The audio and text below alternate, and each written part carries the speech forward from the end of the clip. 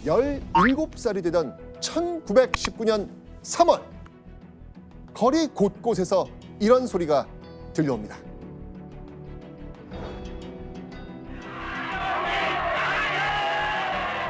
(3.1) 만세운동이 시작된 겁니다. 종로 탑골공원을 시작으로 경성도심 곳곳에 독립을 갈망하는 우렁찬 외침이 퍼집니다. 자, 그런데 그 조선독립 만세, 이 만세를 외치는 군중 속에 불꽃 같은 함성을 지르며 시위를 주도하고 있던 한 남자가 있었습니다. 누굴까요? 박열. 박열! 어? 맞습니다. 박열이 벌써요? 거기까지? 네, 바로 박열이 만세운동의 선두에 서고 있는 겁니다. 왜냐하면 3.1 만세운동 당시 불꽃남자 박열에게 주어진 특별한 임무가 있었거든요. 바로 오후 2시까지 학교의 학생들을 통솔해서 만세운동이 시작될 종로의 탑골공원으로 이끌고 가는 임무였습니다. 와. 경성고등보통학교 학생 박열이 만세운동의 선봉장 역할을 하면서 학생들의 독립운동을 이끈 핵심 인물이 된 겁니다. 학생들이 모이자 박열은요, 이들을 이끌고 탑골공원으로 향합니다. 탑골공원에 도착한 박열은요, 목이 갈라지도록 조선의 독립을 외치고 또 외쳤습니다.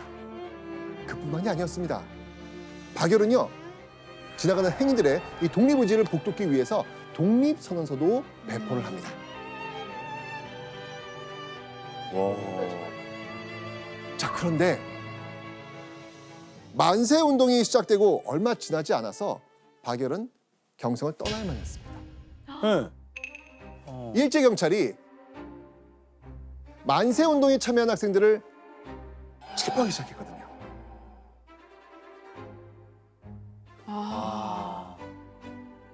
자, 만세운동에 선봉장으로 활약한 박열 역시 체포 대상이었습니다. 자, 그렇게 감시망을 좁혀가던 일제경찰. 잡혔나요?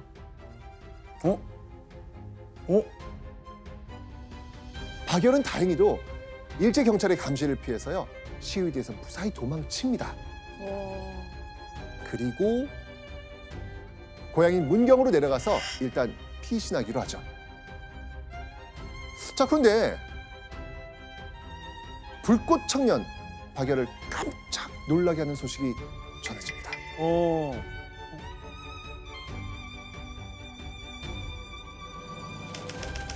나는 3월 1일 소요 사건에서 혀를 자르고 전기를 통하게 하며 부인의 음모를 뽑는 등의 고문을 했다는 이야기를 들었다. 자, 이게 만세운동으로 체포된 사람들이 끔찍하게 고문을 당하고 있다는 그 소식을 듣게 된 겁니다. 박열의 가슴은요, 또 한 번 분노로 들끓습니다. 그리고요, 조선에서는 독립을 위한 어떤 행동도 어렵겠다는 걸 직감을 하죠. 그리고 이때 박열은 자신의 인생을 뒤바꿀 일생일대의 결심을 합니다. 이렇게요. 조선에서 독립운동을 하다가 한 번 잡히는 날이면 그걸로 마지막이며 다시는 운동을 할 수 없다고 생각하여서 이윽고 조선을 떠나기로 결심했다. 그러니까 차라리 적진으로 들어가서 적의 심장을 찌르겠다 라고 결심을 한 거예요. 적진이요? 그러면 일본으로 가야 돼요? 그렇죠, 맞습니다. 그러니까 불같은 성격의 박열이 적진인 일본으로 가서 제대로 독립운동을 하겠다라고 마음을 먹은 거죠. 그 영화는 이 전 상황이 안 나오잖아요. 지금의 상황이. 맞아요, 그래서 맞아요. 그게 너무 궁금했거든요. 그쵸. 근데 그 얘기가 오늘 우리가 배우는 내용이네요. 맞습니다. 왜 그 영화에서 박열이 일본에서 등장하는지 궁금하시죠? 결국 박열은요, 17살 나이에 선생님이 되겠다는 꿈마저 포기하고 경성 고등보통학교를 자퇴합니다. 자, 그렇게 1919년 10월 불꽃남자 박열은 적의 심장 부인 도쿄에 도착합니다. 자, 그런데 사실 지금 박열은 혈혈단신 맨몸으로 일본에 온 상황이잖아요. 예. 이 박열의 도쿄의 삶 과연 평탄했을까요? 일단 돈이 없고 네. 녹록지 않았을 것 같아요. 박열의 삶 역시 당연히 힘들었습니다. 박열은요, 조선의 엿을 파는 엿장수, 신문 배달, 공사장 막노동, 하여튼 몸으로 할 수 있는 일이라면 닥치는 대로 하면서 생활비를 벌었습니다. 물론 틈틈이 일제에 저항하며 독립운동에 대한 의지도 다졌죠. 대단하네요, 진짜. 대단해. 자, 그렇게 약 2년의 시간이 흐른 1921년 11월 20살을 앞두고 박열은요, 한 단체를 조직합니다. 야. 흑도회. 흑도회. 야, 와, 이름부터 세다. 아, 그렇죠. 흑도회는 진짜 벌써 그냥 그 이미지는 이렇게 딱 하고 뭔가 그냥 무서워요. 그렇죠. 잘못 가지면 안 될 느낌이에요. 느낌이 빡 오시죠? 네. 딱 박열이 만든 이름일 것 같아요. 그죠? 네. 맞습니다. 검을흑, 물결도, 모일회. 우와. 여기서 흑, 그러니까 검은색은요, 사실 뭘 의미하냐면 무정부주의자를 의미합니다. 무정부주의자, 즉 아나키스트를 상징하는 색깔입니다. 아나키스트 처음 들어보시죠? 아나키스트? 네. 처음입니다. 처음 들어보시죠? 아나키스트는요, 개인을 지배하는 국가 권력은 물론이고요, 모든 사회 권력을 부정하는 사람들을 이야기합니다.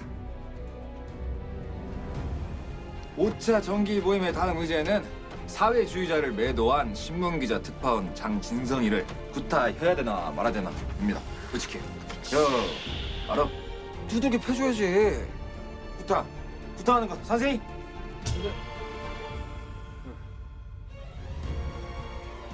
와. 그러니까 일본으로 간 박열이 무정부주의를 주장하는 비밀단체를 조직한 거예요. 그 비밀단체 이름이 뭐라고요? 흑도회. 맞습니다.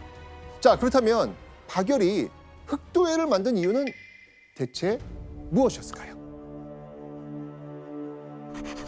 나는 방법이 정당하지 않더라도 일본의 권력자 계급뿐 아니라 우주 만물까지도 멸망시키고자 생각했던 것이다. 야, 이게 기운이 보통 기운이 아니에요. 스케일이 달라요, 지금 이게. 그러니까 일본 포함해서 다 무정부로 만들겠다는 거예요. 아, 그러니까요. 어마어마한 지금 꿈을 꾸고 있는 거예요, 네. 지금요. 그럼 교수님, 박열은 왜 갑자기 무정부주의를 주장한 거예요? 박열의 입장에서 차별이 얼마나 문제인가를 알고 일본에 왔잖아요. 맞아요. 그래서 박열의 입장에서는 뭐 권력의 부정, 권위의 부정, 뭐 유효하지 않는 사회 계약의 부정 이런 식의 아나키즘의 이즘을 본인이 받아들였으니 개인의 자유를 방해하는 세력이 국가든 개인이든 절대 용납할 수 없었던 거죠. 그러니까 박열이 흑도회를 만든 이유는요, 모든 인간은 평등하다, 우리를 차별하고 가로막고 있는 일본의 권력자를 없애야 한다, 심지어는요 폭력까지 불사하겠다는 그 강력한 의지를 지금 보여주고 있는 겁니다. 네. 여기엔 당연히 조선인들만 들어가지 않았을까? 아니, 그렇진 않아요. 아, 이 진짜요? 무정부주의자 아나키스트는요, 조선인뿐만 아니라 이 주위에 동참하는 일본인들도 많이 있습니다. 그래요? 네. 박열에게 아나키즘을 전파한 사람도 일본인이에요. 아, 그래요? 자, 그런데 박열이 있는 곳은 일본입니다. 일본 권력자를 죽이겠다는 마음은 먹었지만 바로 무력을 사용할 수 있을까요? 없죠. 어렵죠. 그죠, 어렵겠죠. 네. 그죠? 그래서 박열은요, 자신의 뜻을 표출하기 위해서 우선 자신이 당장 할 수 있는 일을 시작합니다. 뭐지? 바로 잡지 발행. 잡지 발행. 잡지 발행. 박열은요, 아나키스트로서 모든 인간은 평등하다라는 자신의 사상을 글을 통해서 사람들에게 퍼뜨리려고 했던 겁니다. 박열은 흑도의 이름을 따서 흑도라는 잡지를 발행했고요.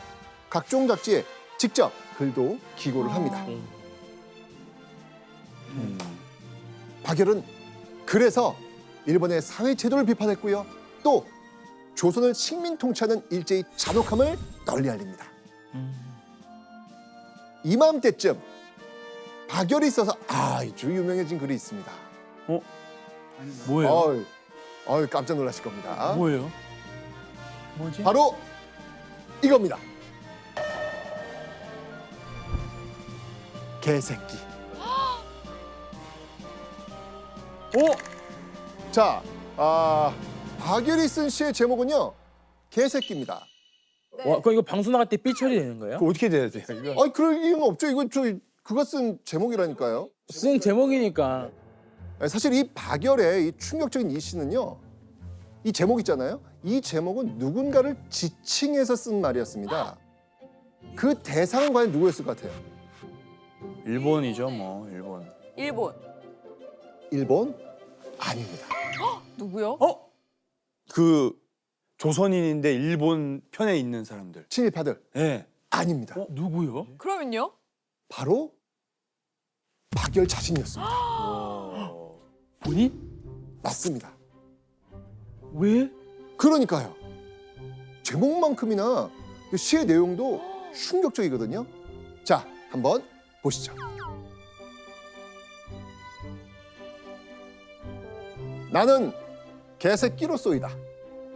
하늘을 보고 짖는 달을 보고 짖는 보잘것없는 나는 개새끼로쏘이다. 높은 양반의 가랑이에서 뜨거운 것이 쏟아져 내가 목욕을 할 때 나도 그의 다리에다 뜨거운 줄기를 뿜어대는 나는 개새끼로쏘이다.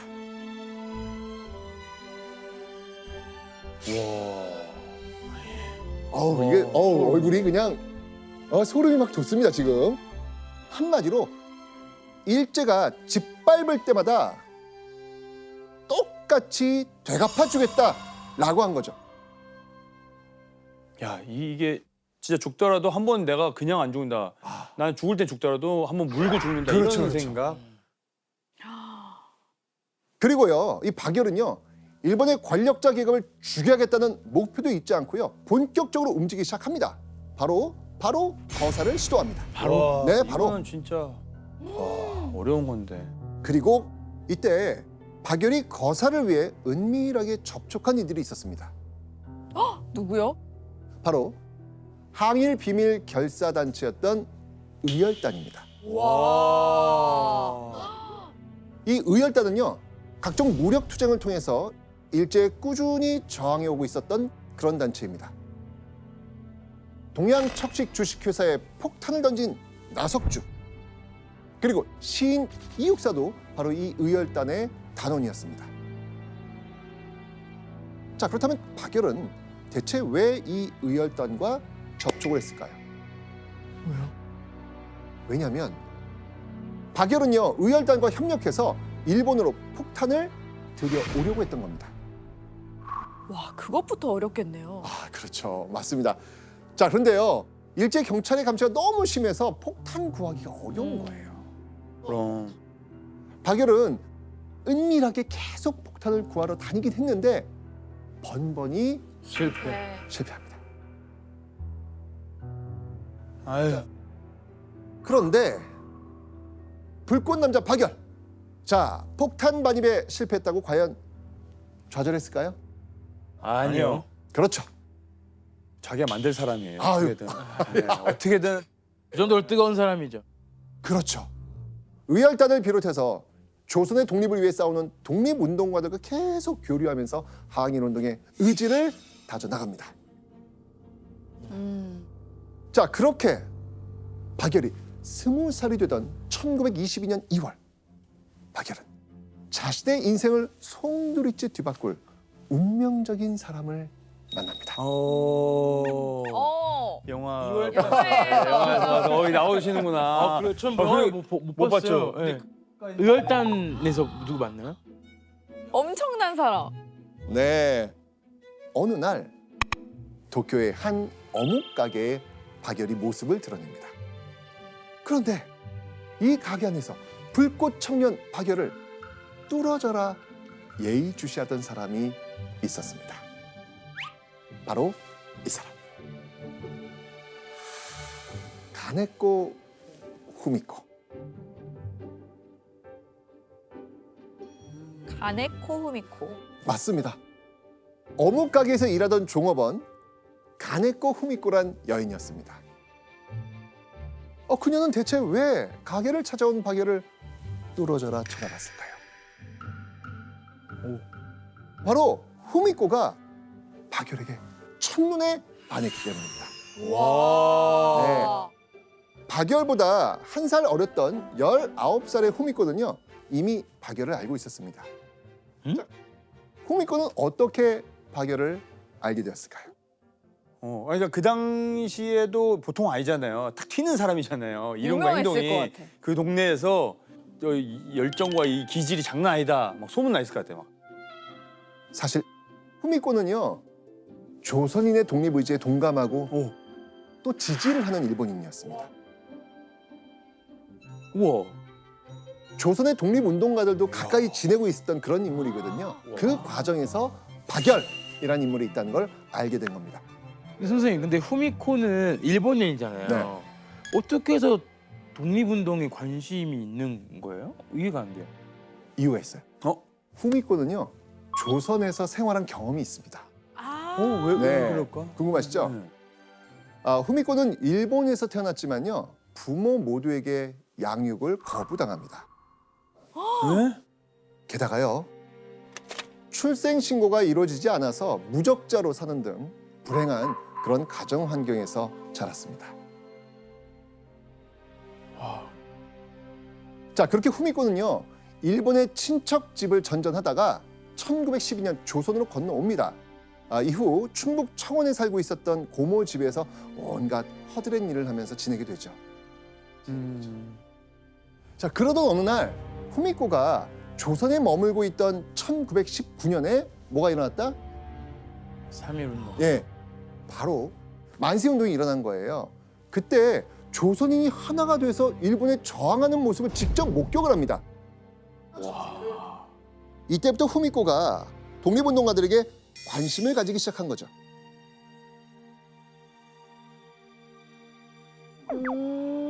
후미코가 박열에게 반한 이유는 또 있었습니다.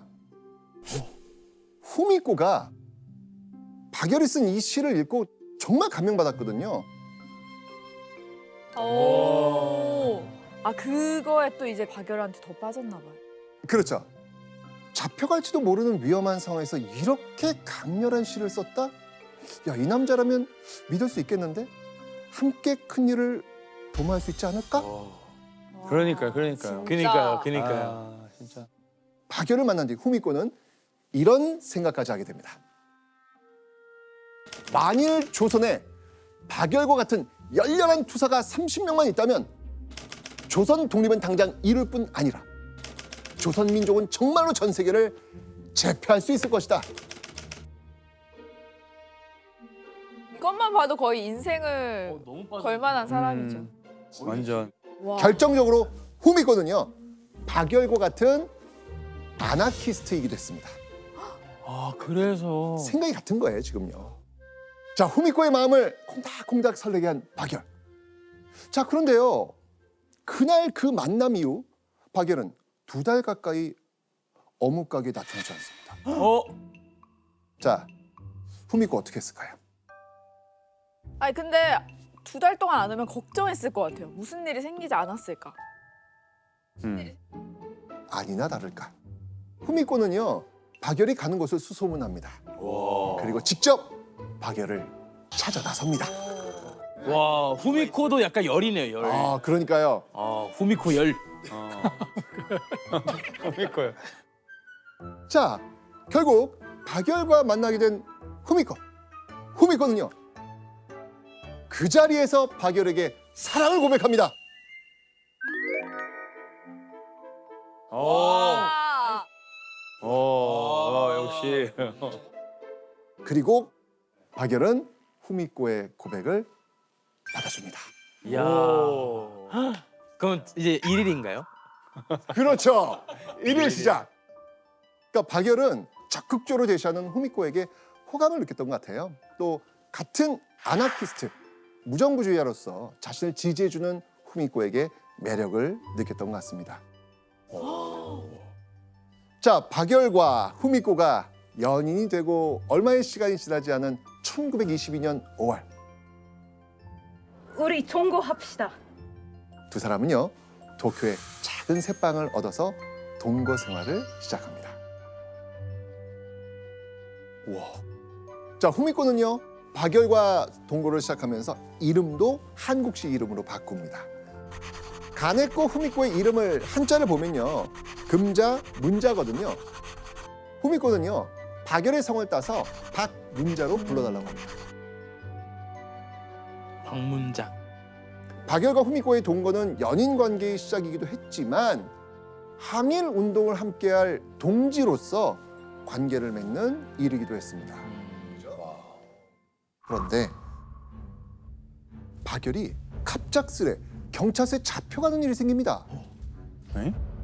박열에게 대체 무슨 일이 벌어진 건지 영상을 한번 보시죠.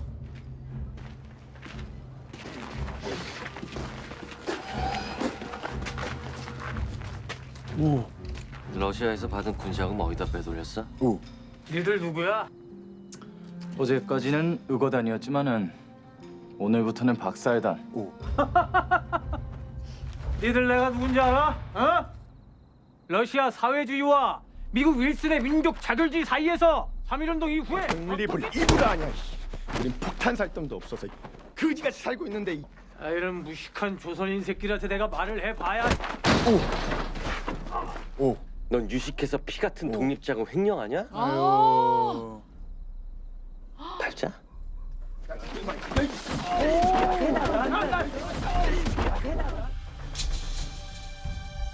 자, 이 대체 무슨 상황인 것 같아요 지금?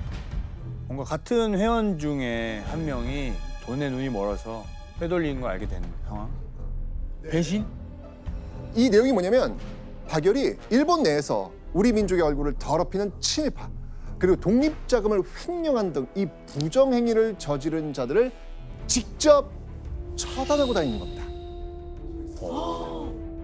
결국 박열은요 일제 경찰에 폭행죄로 체포가 됩니다. 자, 그렇다면 일본 경찰서에 체포된 박열 가만히 있었을까요? 언젠간 이런 상황이 올 거라고는 생각했을 거죠. 그래서 당당하게 좀 마음을 먹지 않았을까? 힘들겠지만. 그죠. 불꽃 남자 박열은요 경찰에 체포됐을 때도요 화를 살리지 못하고 난동을 부립니다. 박열의 모습을 본 일제 경찰들도 혀를 내두를 지경이었다고 합니다. 근데 박열이 일제 경찰들을 당황하게 한 거는요 이 사건 하나만이 아니었습니다. 1922년 7월 불꽃 남자 박열이 시위대의 최전선에 서게 됩니다. 그리고 박열은요 살인사건 제대로 조사하시오! 라면서 강력하게 요구하죠.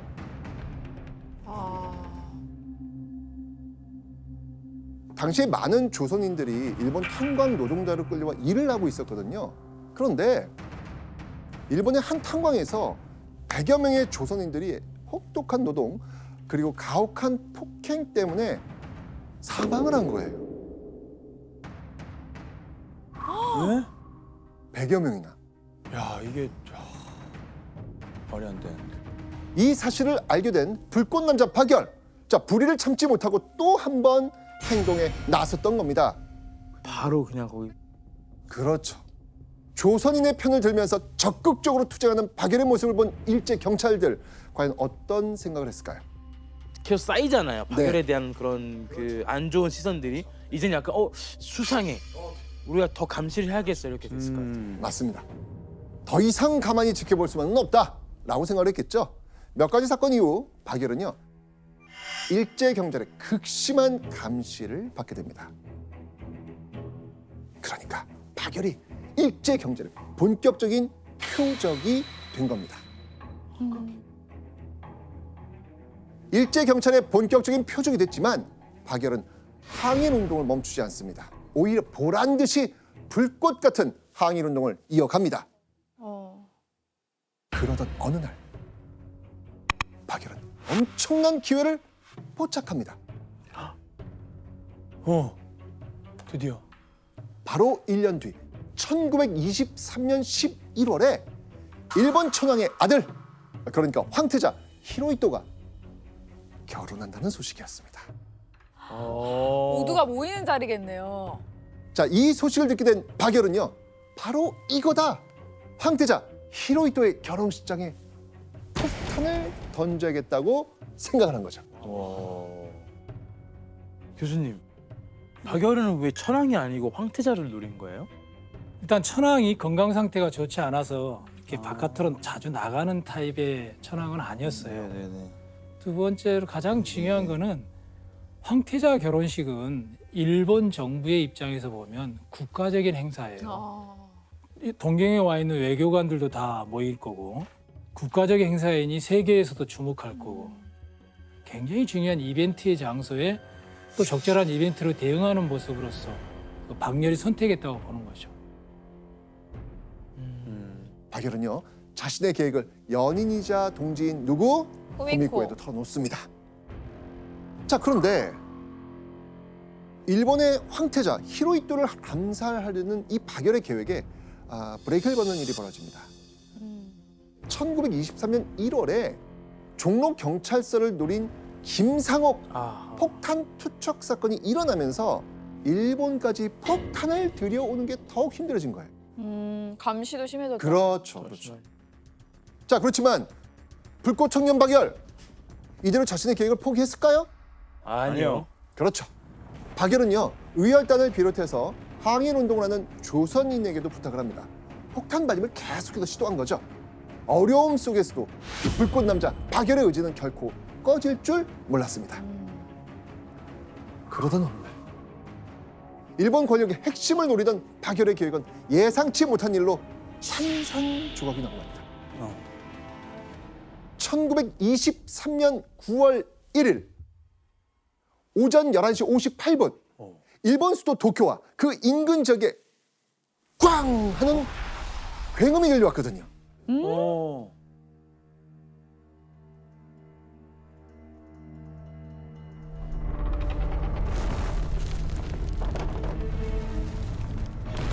되게 유명한 영화죠.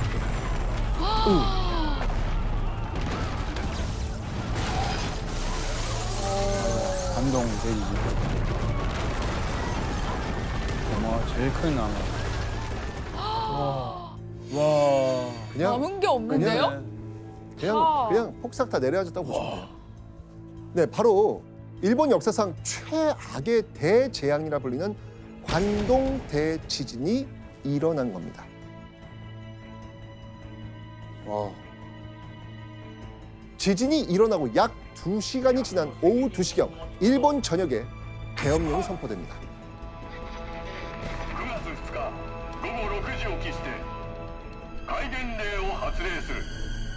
그런데 일본 관동 지역의 경찰서에 금세 이런 소문이 들리기 시작을 합니다. 조선인이 폭도가 되어 방화를 하고 있다. 에? 자, 그러니까 조선인이 지금 폭도가 돼서 방화를 하고 있다는 이 가짜 뉴스가 퍼진 거예요. 또 조선인이 도쿄시의 전멸을 기도하면서 폭탄을 막 투척하고 독약을 사용해서 살해를 기도하고 있다. 이런 소문까지 퍼집니다. 말이 안 되네. 그런데 소문이 이렇게 들리고 얼마 지나지 않아서 일본 경찰청에서 각지 경찰서의 묘한 느낌의 전문을 이렇게 보냅니다. 제향군인회원, 소방수, 청년단원 등과 협력해서 조선인들을 경계하고 일단 유사시에는 신속히 적당한 방법을 강구할 것. 이 말은 곧 의심 가는 조선인 만나면 심각할 경우 죽여도 된다는 의미로까지 해석이 가능한 거죠. 자, 그런데 대체 왜 조선인은 관동 대지진 이후 무차별 학살에 표적이 되는 것일까요?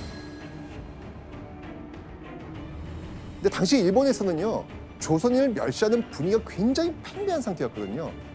게다가 1차 세계대전이 끝나고 난 직후부터 전쟁 특수가 사라지면서 일본 경제가 불황에 빠집니다. 이런 상황에서 관동 대지진이 꽝 터진 거예요. 인류의 역사에서 내부의 불만을 해소하는 방법의 하나는 적을 만들어서 그쪽에 집중하면 나는 책임을 벗어나고 우리는 내부에서 단결하기 때문에 불만을 드러낼 수 없게 만드는 마녀사냥. 그 와중에 일본 정부의 입장에서는 또 하나의 효과가 있죠. 그동안에 눈에 걸리적거렸던 사람들 조선인들을 예, 잡아들이는 중요한 명분인 거죠. 자, 그리고 이때요. 누구보다 이 행동력에 맞춰서 발빠르게 움직인 사람들이 있었어요. 바로 일본의 자경단. 자경단은요, 치안 유지를 위해 모인 민간 단체를 말합니다. 자경단은요, 손에 몽둥이, 칼, 죽창을 들고요, 도시를 배회합니다. 그리고 조선인이라고 생각되는 사람과 눈이 딱 마주치면 얘들을 붙잡고 이렇게 말하죠. 15円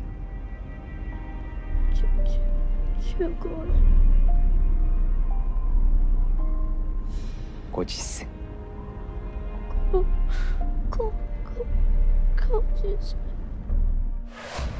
주고엔, 고주센. 주고엔은 15엔, 고주센은 50전을 뜻하는 일본어입니다. 근데 이 단어는요, 일본어 특유의 그 장음에 타금 발음이 있어가지고 조선 사람들이 발음하기 굉장히 어려운 발음이거든요. 만약 제대로 발음하지 못하면 어떻게 했을까요? 바로 그냥 거기. 끌려가죠. 정말 바로 직결처분. 그러니까 백주대낮에 그냥 죽여버리는 거예요. 아무 잘못도 안 해도요? 네. 무섭네요. 얼마나 많은 조선인들이 학살당했는지 거리 곳곳에 조선인들의 시신이 널려 있을 정도였습니다. 심지어 어떤 곳에서는요, 조선인들을 줄로 묶어가지고 한 번에 물에 빠뜨려 죽이기도 했습니다. 강둑에서는 지켜보고 있는 사람들 있죠. 대부분 일본의 자경단입니다. 심지어는요, 만상의 여자를 태아와 함께 살해하기까지 합니다. 자, 이렇게 자경단에 의해서 끔찍하게 살해된 조선인 과연 몇 명이 됐을까요? 엄청났을 것 같은데. 독립신문의 그 보도에 따르면요, 확인된 조선인 사망자 수만 6,661명입니다. 그런데 관동 대지진 이후 조선인 학살을 목격한 한 외국인의 증언에 따르면요, 조선인 피해자 수가 15,000여 명이었다라고 이야기합니다. 이 말은 곧 정확히 얼마나 많은 조선인이 학살당했는지 정확히 알 수 없다는 거죠. 한편 이런 상황 속에서 파결, 무사할 수 있었을까요? 관동 대지진이 일어나고 이틀 뒤 1923년 9월 3일 갑자기 들이닥친 일본 경찰들에게 파결은 긴급 체포되고 맙니다. 자, 그렇다면 이때 일제 경찰이 박열을 체포하기 위해 내세운 이유는 뭐였을까요? 바로 일정한 주거 혹은 생산 없이 각지를 배회하는 자임으로 체포한다. 그러니까 주거지가 불확실하고 제대로 된 직장도 없으니까 체포한다는 겁니다. 그냥 말도 안 되는 거를 가져다가 체포하는 거네요. 자, 그렇게 박열은요, 일본 도쿄의 한 경찰서에 갇히게 됩니다. 그리고 박열과 함께 체포된 사람이 또 있었습니다. 후미코. 맞습니다. 바로 박열과 동거하고 있었던 후미코. 그런데 박열과 후미코가 체포되고 얼마 지나지 않아서 일본 신문에서 충격적인 보도가 흘러나옵니다. 수도에서 대관 암살을 기도한 불량 선인의 비밀 결사 대검거. 대관, 그러니까 천황의 아들을 암살하려 한 불량한 조선인 비밀 결사를 검거했다는 겁니다. 그리고 신문에 보도된 이 암살 시도의 주인공은 바로 박열이었습니다.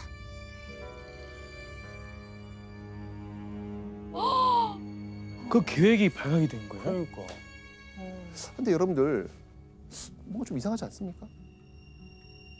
어떻게 근데 어떻게 알았죠? 그러니까. 아니 박열이 네. 황태자를 죽이려는 마음을 먹긴 했잖아요. 우리 아까 네. 했잖아요. 근데 이거 실행에 옮겼어요, 못했어요? 안 했죠. 못했죠. 옮기지 못했잖아요. 네. 더구나 박열이 황태자 결혼식에 폭탄을 던지려고 했다는 정확한 계획을 아는 사람은 한 사람밖에 없어요. 누구? 코. 맞습니다. 네. 아니 일제 경찰이 지금 이걸 어떻게 알고 박열이 황태자를 암살을 했다 이렇게 보도를 했을까요? 아니 네. 어떻게 알지? 왜냐하면 계속된 신문에도 꼼짝 않던 박열이 갑자기 자백을 한 거예요. 왜 자백을 왜 하죠? 자백을? 아니, 그러니까 보통 이런 상황이라면 억울하다면서 항변하는 게 당연하잖아요. 그런데 불같은 성격의 박열, 일제와의 정면 승부를 선택한 겁니다. 근데 아무것도 안 하고 정면 승부를 하는 근데- 거는 되게 어떻게 보면 정말 말도 안 되는 거잖아요. 계란으로 바위치기 같은 느낌인데 아까 그 시 썼다는 그 개새끼 시 마지막에 보면 나도 뭐 주인의 오줌을 누겠다 그 말처럼 그 행동이 이게 아닌가. 정확히 그럴 수 있습니다. 아니, 교수님, 아니 박열이는 왜 시도하지도 못한 그 계획을 자백을 한 거예요? 박열이 이제 죄도 없이 일단 체포가 됐잖아요. 그런데 나중에 보니 자꾸 자기가 죄가 뒤집어 씌워주는 걸 보니 내가 이거 이대로 당하면 안 되겠다. 그러면 이 법정 자체를 항일운동의 한 공간으로 활용해야겠다. 슬기롭게 대처한 거죠. 벼랑 끝에 선 박열. 박열은 그 상황에서도 일제를 뒤흔들기 위해 내가 황태자 결혼식에 폭탄 던지려 했어 라고 폭탄 선언을 한 겁니다. 승부사. 그렇죠. 네. 박열의 폭탄 선언 이후에 이제 박열은요 단순한 범죄자가 아닙니다. 일본의 근본을 전복시키려 한 대역죄인 신분이 돼버린 거예요. 게다가 이때는요 관동 대지진 이후에 조선인에 대한 인식이 정말 최악 중에서도 최악이었습니다. 이런 상황에서 신이나 다름없는 일본 황태자를 죽이려 했다? 그야말로 정말 볏짚을 지고 불구덩이 속으로 뛰어드는 격이었던 것이죠. 박열의 폭탄 선언 이후 20개월에 걸쳐 기나긴 조사가 이어집니다. 이때 박열의 아내이자 동지였던 가네코 후미코도 박열과 함께 일본의 황태자를 암살을 했다. 자백을 합니다. 후미코도 대단하네요. 그렇죠. 결국 두 사람은 함께 재판을 받게 됐죠. 와. 함께. 네. 자신의 목숨을 지키는 대신 일제히 만행을 고발하는 길을 택한 박열과 가네코 후미코. 박열은요 자신의 일생이 걸린 재판을 앞두고요 재판장에게 4가지 조건을 강력하게 주장합니다. 자, 1번 법정에서 조선의 예복을 입겠다. 와. 박열은요 재판관은 천황을 대표해서 법정에 나올 때 헛간복 입지 않냐. 네. 나는 조선 대표해서 법정에 서는 것이니까 조선의 옷을 입겠다 라고 욕을 한 거예요.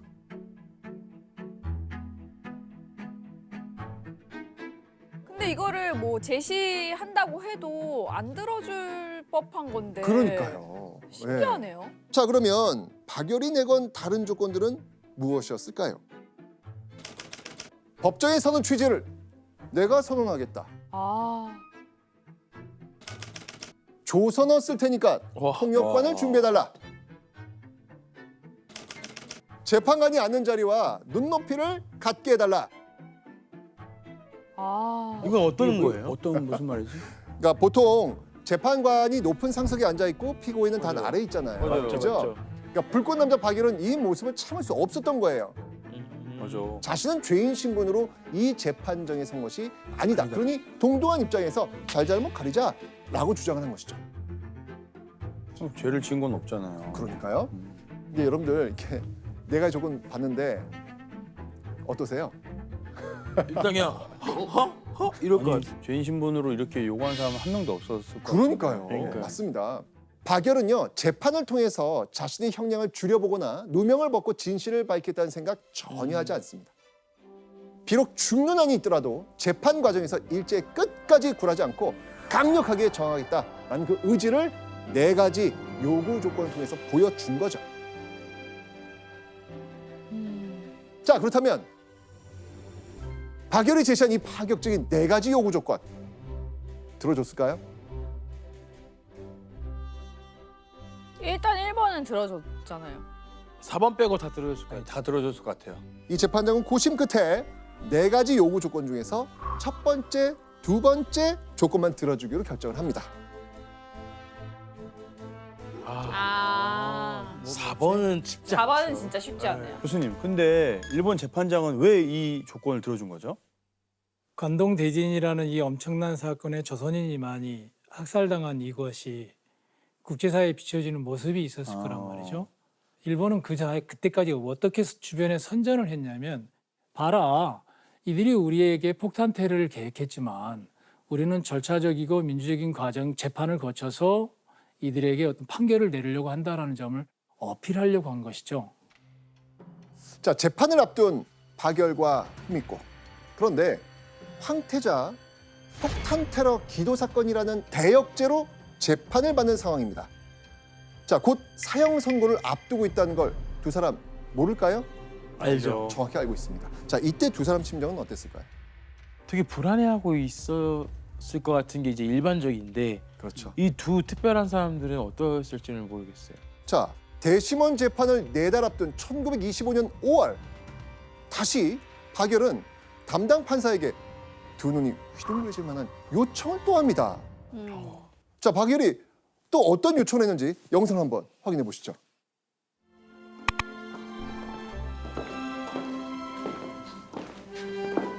파크. 이건 뭐야? 조선에 계신 어머니한테 당신 보여드리고 싶어서. 어머니. 너무 슬픈 장면이야.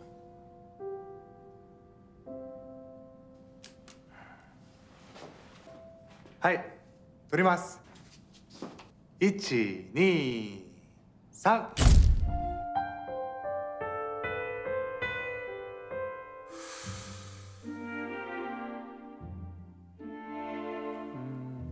너무 슬픈 장면이야. 자, 나는 사형을 각오하고 있으니 고향에 계신 어머니에게 보낼 사진을 찍게 해주시오. 자, 그런데요. 당시에는 연인이든 부부든 함께 기념 사진을 찍을 땐 정해진 포즈가 있었거든요. 보통은 여자가 의자에 앉고 남자가 그 옆에 똑바로 서서 사진을 찍었거든요. 그렇죠, 그렇죠. 그렇죠. 예. 그런데 지금 영상 속에서 사진 찍을 때 두 사람 포즈 어땠습니까? 무릎에 앉은 거 아니에요? 완전 그냥 편하게 완전 요즘 스타일.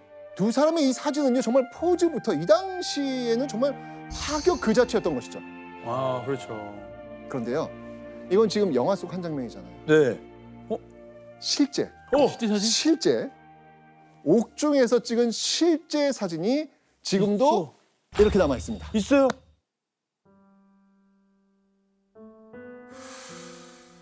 우와, 야. 똑같아. 소름. 오, 완전. 너무 똑같다.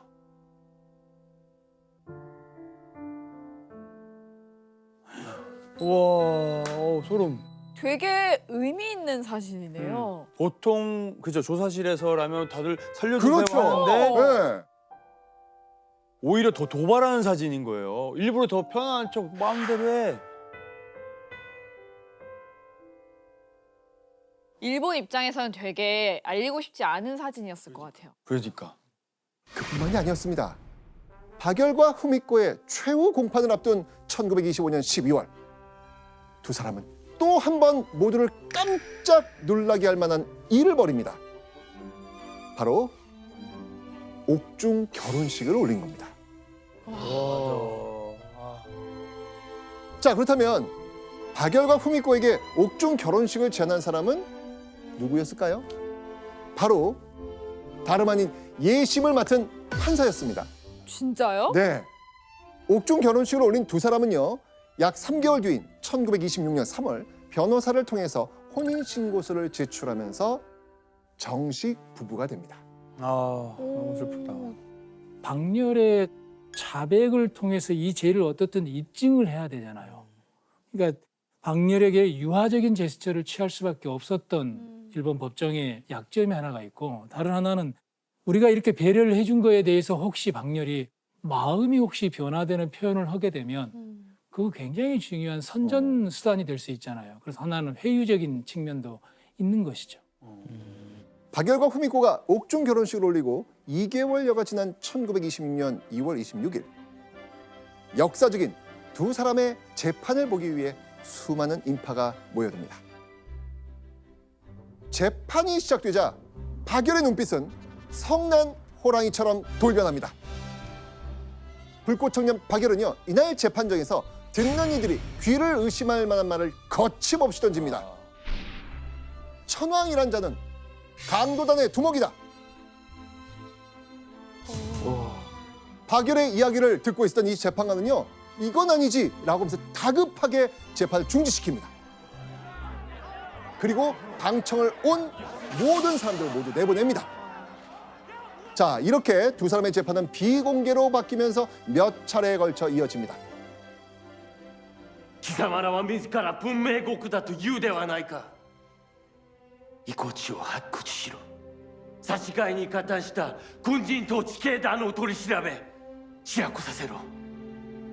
それでも明らかにならないのなら、俺が狂人に違いない。 그로부터 한 달여가 지난 1926년 3월, 드디어 두 사람의 마지막 판결을 앞둔 재판이 열립니다. 마지막 재판 당일, 박열과 후미코의 모습을 한번 있어요? 보시겠습니다. 이 사진입니다. 오. 하얀 옷을 입은 사람이 바로 박열입니다. 박열. 그리고 여기가 후미코. 후미코. 재판을 앞둔 이 박열의 표정 어때 보이십니까? 전혀 뭐 걱정을 한다던가 그런 기색은 아닌 것 같은데요. 굉장히 좀 평온해 보이는 모습인데요. 두 사람의 재판 결과는 무엇이었을까요? 피고 박열과 가네코 후미코에게 사형을 선고한다. 자, 그때 사형 선고를 받은 박열의 심정, 그 심정을 글로 남겼습니다. 한번 보시죠. 내가 뿌린 씨앗은 후세에 남아 딱딱한 지각을 깨고 싹을 틔어 꽃을 피우고 중국에는 열매를 맺게 될 것이다. 나는 승리자다. 나는 영원한 승리자다.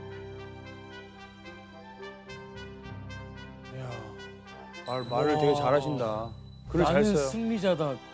나는 영원한 승리자다. 박열은요, 사형 선고를 받고 결국 자신이 이긴 거라면서 오히려 기뻐했습니다. 육체는 죽어 사라질지라도 영원한 승리자가 되어 이름을 남길 수 있으니 그것만으로 충분하다는 거였습니다.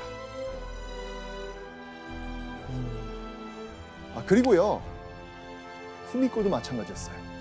후미코는요, 박열과 함께라면 죽음도 두렵지 않다. 우리들의 죽은 백골이라도 같이 묻어주길 바란다. 라면서 바로 이 박열과 마지막 운명을 같이 하길 원했습니다. 자, 그런데 박열과 가네코 후미코가 사형을 선고받고 얼마 지나지 않은 어느 날, 두 사람은요, 형무소장에게 생각지도 못한 문서를 하나 받게 됩니다.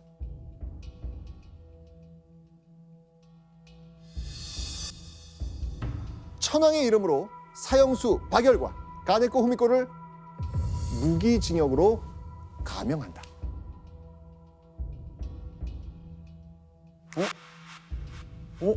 사형 안 하고? 약간 일본 측에선 그러면은 선처했다고 생각하는 건가요? 자, 이 내용이 신문에 보도가 됩니다. 보시죠. 웃음을 띤 얼굴로 경의를 표하며 머리를 조아렸다. 가네코 후미코의 눈은 눈물로 빛이 났다. 아니 그런데 사형 판결을 받는 순간까지도 그 당당한 태도를 일관하던 박열과 가네코 후미코가 갑자기 천황하게 눈물을 흘리면서 경의를 표하고 멸을 조아렸다? 야. 자, 이게 무슨 상황인지 이제 느낌이 오시죠? 예. 어떤 상황인가요? 정치한 거죠. 가짜 뉴스잖아요. 그러니까 천황이 자기 이미지를 좋게 만들기 위해서 진짜 나쁜 사람이지만 아량을 베풀어서 살짝 낮춰주니까 저 사람들이 나한테 너무 감사해했다. 진짜 저 당시에 저 부부의 입장에서 박열과 후미코 입장에서는 정말 치가 떨리는 뉴스죠. 너무 화나죠. 너무 화나지. 사실은 이랬습니다. 무기징역으로 감형됐다는 문서를 전달받은 박열과 후미코. 차오르는 분노를 참지 못한 가네코 후미코는요. 그 자리에서 천황의 이름이 담긴 문서를 갈기갈기 찢어버립니다. 그렇죠. 그러니까요. 일본 재판부는 박열 부부에게 몰린 시선을 외면할 수 없었죠. 그래서 두 사람의 형을 감형해 주면서 일본 제국의 그리고 일본 천황의 이미지를 관리한 거예요. 에이, 진짜. 그러니까 거짓 선전을 통해서 일본 제국에 위신을 세우려고 했던 겁니다. 또 박열 부부가 역사적인 영웅으로 남을까 봐 걱정한 거였죠. 아. 결국 무기징역으로 감형된 두 사람은요. 각각 다른 형무소로 이송이 됩니다. 이대로 떨어지면 다시는 보지 못할 거란 생각에 박열 부부는 헤어지는 마지막 순간까지도 그 애틋한 마음을 감출 수 없었다고 하죠. 그런데 부부가 각각 다른 형무소로 이송되고 약 3개월이 지난 1926년 7월 박열은 청천벽력 같은 소식을 듣게 됩니다.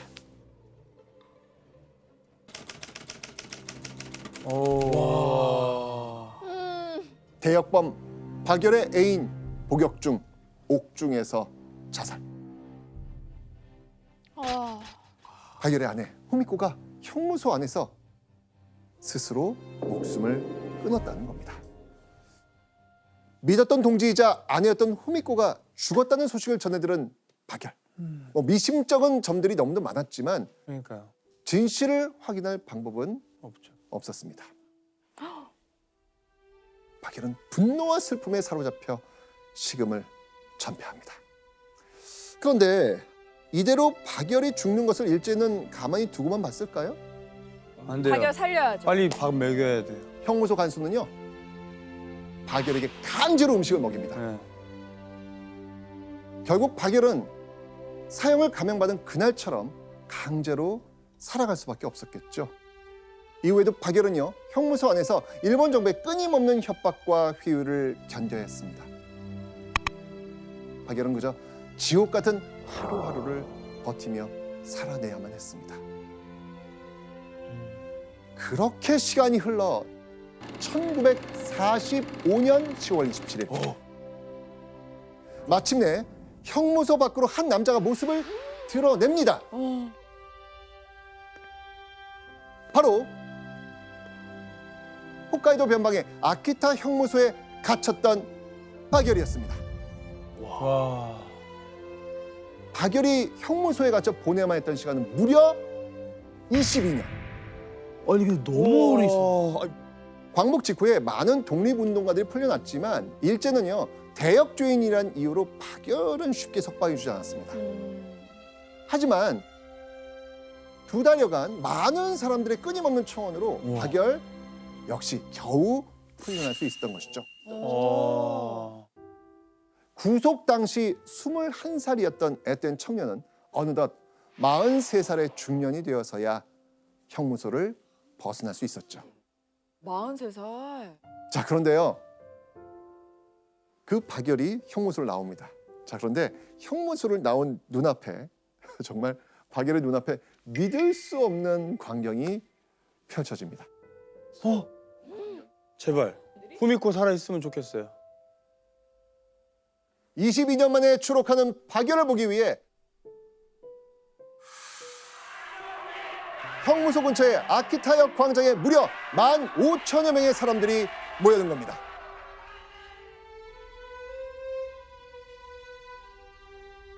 와.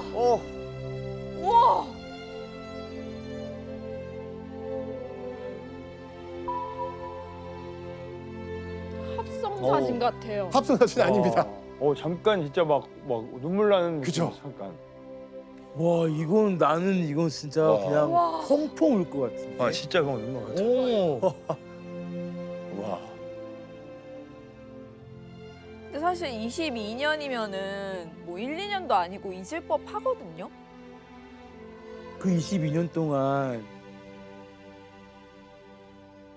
나왔는데 자기를 잊지 않고 이렇게 많은 사람들이 이렇게 기다려주면 동현 씨 눈물 흘리는 거 처음 봐요. 당시 박열이 어떤 사람이었는지를 또 한번 확인해주는 그런 사진이었고, 박열이 아마 이 놀라운 광경을 보고 아마 나 잘 살았다 라는 그런 생각을 하지 않았을까라는 생각이 듭니다. 교수님 박열은 또 오랫동안 22년 동안 형무소에 있었잖아요. 근데 그걸 어떻게 나온다는 거를 알고 어떻게 저 많은 사람들이 기다려주고 한 거예요? 지금까지 우리가 쭉 봐왔지만 그는 재판에서 이렇게 당당한 말과 태도를 취한 사람이 그동안에 대한민국에 어떤 독립운동가가 있었냐. 박열만큼 영웅적으로 행동한 사람이 없어요. 우선 하나가. 두 번째는 1930년대에 일본 공산당의 최고 지도자들도 감옥에서 다 전향서를 써요. 박열은 견뎠어요. 이게 중요해요. 그렇네요. 그러니까 변절하지 않고 일본이 나에게 회유를 할 때 내가 견뎌냈다라는 점을 높이 쳐야 됩니다. 사람들이 그거를 존경해 준 거죠. 진짜. 사실 박열이 일제의 입맛에 맞는 말 한두 마디를 하거나 또 조금만 협조했어도 어쩌면 더 빨리 세상에 나왔을 수도 있었겠죠. 하지만 박열은 일제의 핍박을 꿋꿋하게 견디면서 자신의 신념을 지켰죠. 에이오 한국으로 돌아온 박열은요, 백범 김구와 함께 나라 재건에 필요한 일도 했죠. 우리 윤봉길 의사 유해를 일본 땅에서 직접 찾아온 인물이 누군지 아세요? 박열? 맞습니다. 박열입니다. 그러니까 지금 효창공원에 324 묘역이 있는데 그 324 묘역이 갖춰지는데 굉장히 큰 역할을 하신 분이 박열 선생님. 자, 그런데요, 박열에게는요, 이 긴 옥살이보다 더 고통스러운 세월이 기다리고 있었습니다. 박열이 고국에 돌아오고 약 1년 뒤 1950년 6월 25일 한반도에서 6.25 전쟁이 터지고 만 겁니다. 북한은요, 독립운동가를 비롯해서 지식인 등 명망 있는 사람을 북한으로 강제로 끌고 가죠. 그리고 이렇게 선전하는 겁니다. 우리는 독립운동가, 지식인들이 자발적으로 넘어올 만큼 좋은 나라다. 결국 일본의 형무소에서 22년여의 세월을 보낸 박열은요, 이번엔 서울을 점령한 인민군에 의해 납치되어서 북한으로 끌려가야 했습니다. 진짜 참. 그렇게 하루아침에 납북된 박열은 1974년 72세의 나이로 사망했다고 전해집니다. 자, 그렇게 시간이 흘러서 박열이 사망하고 15년의 세월이 흐른 1989년 대한민국 정부는 박열의 공원을 기리기 위해 그에게 건국 훈장을 추서합니다. 너무 늦게. 자, 그런데요, 독립운동의 공로를 인정받아 건국 훈장을 받은 사람이 또 있습니다. 후미코. 맞습니다. 맞습니다. 재판정에 나란히 서 일본에 저항했던 부부가 함께 건국 훈장을 받은 겁니다.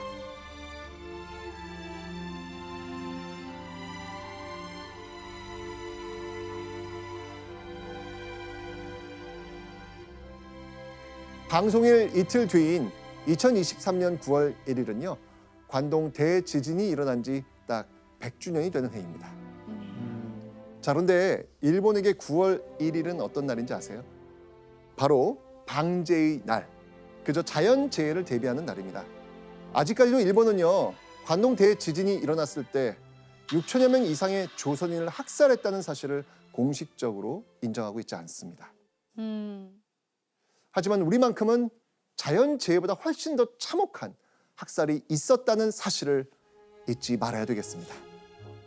스스로 불량한 조선인을 자처하며 일본에 맞서 싸운 박열. 그런데 아쉽게도 무정부주의자였다는 이유로, 납북된 인물이었다는 이유로 우리나라의 교과서나 많은 문헌에서 박열은 등장하지 않습니다. 이념보다는 우리에게 더 좋은 세상을 만들어주기 위한 바로 이 사람들의 노력을 기억해야겠습니다. 덕혜옹주가 5살이 되던 해 1916년 4월 고종은요, 조선 건국 이후 한 번도 없었던 파격적인 일을 벌입니다. 여기서 문제 보시죠. 고종이 5살이 된 덕혜옹주를 위해 벌인 파격적인 일은 무엇일까요? 조선 건국 이후에 이제까지 이런 일은 없었다. 전무후무한 일. 정답. 정답. 적장자로 딸을 적장자로. 세자책봉. 예. 와. 딸을 왜 조선건국 이후 최초가 사실 많이 없을 것 같아가지고 이런 일. 이게 배웠기 때문에 이런 상상이 가능한 거잖아요. 아, 그죠? 그렇죠. 와. 오답. 아우답이죠. 정답. 정답. 딸을 위해서 딸을 위해서 덕수궁 쪽에 독수궁 쪽에 놀이동산 하나 만듭니다. 접근 좋아요. 오답. 정답. 정답. 유치원을 만들어줍니다. 정답. 근데 5살 때부터 이제 어린이집 유치원 가야 되거든요. 와 근데 이건 진짜 아빠여서 맞출 수 있는 문제다. 그렇죠, 맞아요. 그 얘기하니까 바로 그거밖에 안 떠올라서. 맞아요. 고종이 왕실 유치원을 만든 겁니다. 와. 이건 하나뿐인 딸을 위한 고종의 세심하고 특별한 사랑이었죠. 우리나라는 원래 전통적으로 왕자들의 교육은 굉장히 신경을 썼는데 여성들의 교육은 별로 신경을 안 썼어요. 그런데 고종은 덕혜옹주를 너무 사랑하니까 아예 궁궐 안에다가 유치원을 만든 거죠. 그것도 옹주 한 명을 위해서 이렇게 유치원을 만든 거는 덕혜옹주의 유치원이 처음이자 마지막이었습니다. 와. 또 우리나라에서 원래 전통적으로 가르치지 않았던 노래, 율동, 체육 같은 전인격적인 교육도 함께 배웠습니다. 정말 고종은 그야말로 엄청난 딸바보였던 겁니다. 자, 그런데요. 귀한 고명딸 덕혜옹주를 향한 고종의 이 극진한 사랑은 여기서 끝나지 않습니다. 왕실 유치원에 이어 또다시 파격적인 행동을 벌입니다. 고종이 덕혜옹주의 그 유치원 등굣길에 벌인 파격적인 행동이 있습니다. 바로 새로 만든 유치원까지 가마를 태워보낸 겁니다. 그러니까 그 지금 노란 버스. 그렇죠. 아침에 노란 버스가 올 때 엄마나 아빠가 내려가서 그렇죠. 이제 잘 갔다 와 하는 것처럼. 그렇죠. 자, 그렇다면요. 유치원이 만들어진 장소는 어디였을까요?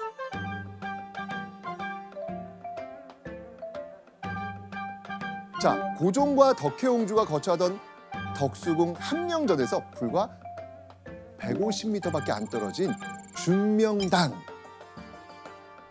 그 안에 만들어집니다.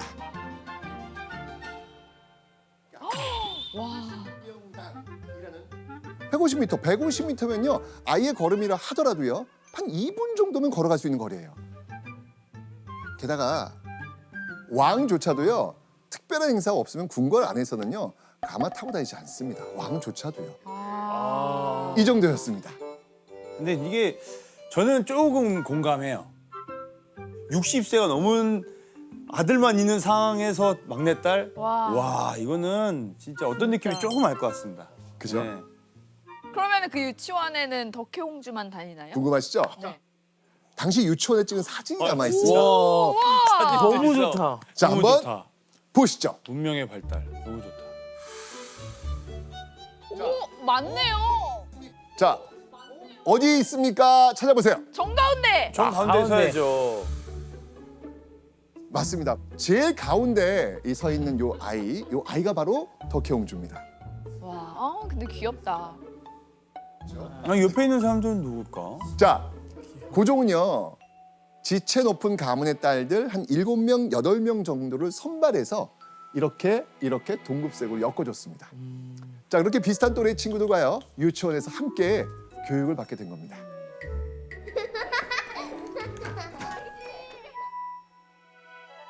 덕혜옹주는요. 평소 성격이 밝고 춤과 노래를 좋아하는 그야말로 명랑 소녀였다고 합니다. 그런데요.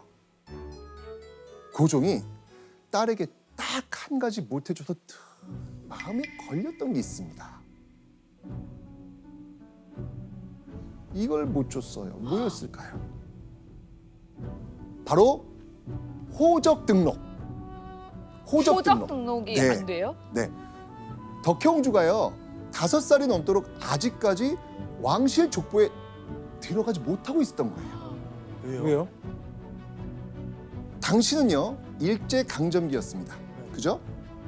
왕실 족보에 이름을 올리기 위해선 누구의 허락이 필요했을까요? 일본. 네, 일본의 허락이 필요했습니다. 자, 그런데 일제는 덕혜옹주의 어머니 양귀인의 신분이 미천하다라는 이유로 덕혜옹주의 입적을 거부한 겁니다. 자, 그런데 고종은 덕혜옹주가 하루빨리 자신의 공식 딸로 인정받기를 원했습니다. 만약 왕실의 후손으로 입적되지 못한다? 가뜩이나 이 왕실 후손에 대한 경계가 심한 상황에서 일제가 언제 덕혜옹주를 해칠지 모르잖아요. 그러니 왕실 족보에 이름 올려서 이 소중한 딸을 안전하게 보호하고 싶은 아버지의 마음이었던 것 같습니다. 그러던 이 고종의 걱정거리를 한 방에 날려버릴 수 있는 절호의 기회가 찾아옵니다. 바로 조선 총독부의 데라우치 총독이 인사차 고종이 있는 덕수궁을 방문한 겁니다. 인사를 나눈 고종은요 부랴부랴 데라우치를 데리고요 유치원이 있는 준명당 쪽으로 향합니다. 준명당에 도착한 고종은요 유치원에 있는 덕혜옹주를 불러냅니다. 그리곤 이렇게 말했죠. 이 아이가 내가 만년에 얻은 아이입니다. 이 아이가 있기에 덕수궁이 웃음소리로 넘칩니다. 내 노후의 쓸쓸함을 달래주는 것은 오로지 이 아이 하나입니다. 이게 그런 거 있잖아요. 딱 막 아이를 낳은 부모님도 보면 동현도 그렇고 막 가끔 가다가 우리 딸 봐봐, 우리 딸 이런 거 되게 많이 하거든요. 약간 그런 거 그럼요. 비슷한 거 아니에요. 그러니까. 네, 맞습니다.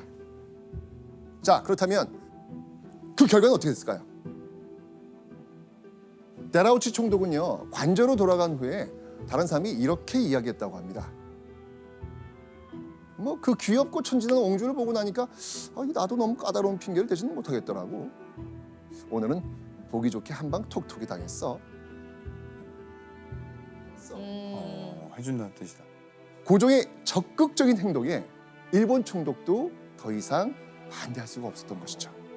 얼마 후 덕혜옹주의 입적 문제는 순조롭게 해결이 됩니다. 와, 최고다. 최고다.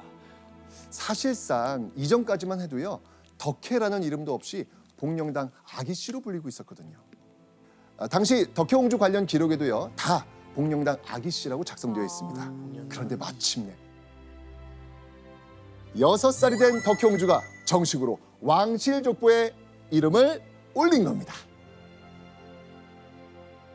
그리고 어느 날 고종은요 이렇게 말합니다. 덕혜만은 꼭 우리나라 사람과 혼인시킬 것이네. 고종은 덕혜옹주의 약혼을 추진하겠다고 선언하죠. 근데 이때 덕혜옹주의 나이는 6살이었습니다. 6살 약혼. 근데- 어디서 유치원에서 만나는 거. 근데 마음이 급했나 봐요. 자, 고종은 왜 이렇게 덕혜옹주의 약혼을 서둘렀을까요? 자, 덕혜옹주가 태어나기 5년 전 아들 영친왕이 강제로 일본으로 넘어가 일본의 황족과 결혼하는 일이 있었습니다.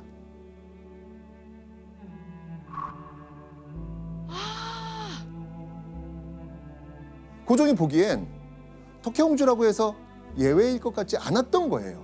그래서 아예 우리나라 남자와 약혼을 미리 시켜놓으려고 했던 겁니다. 지켜주려고.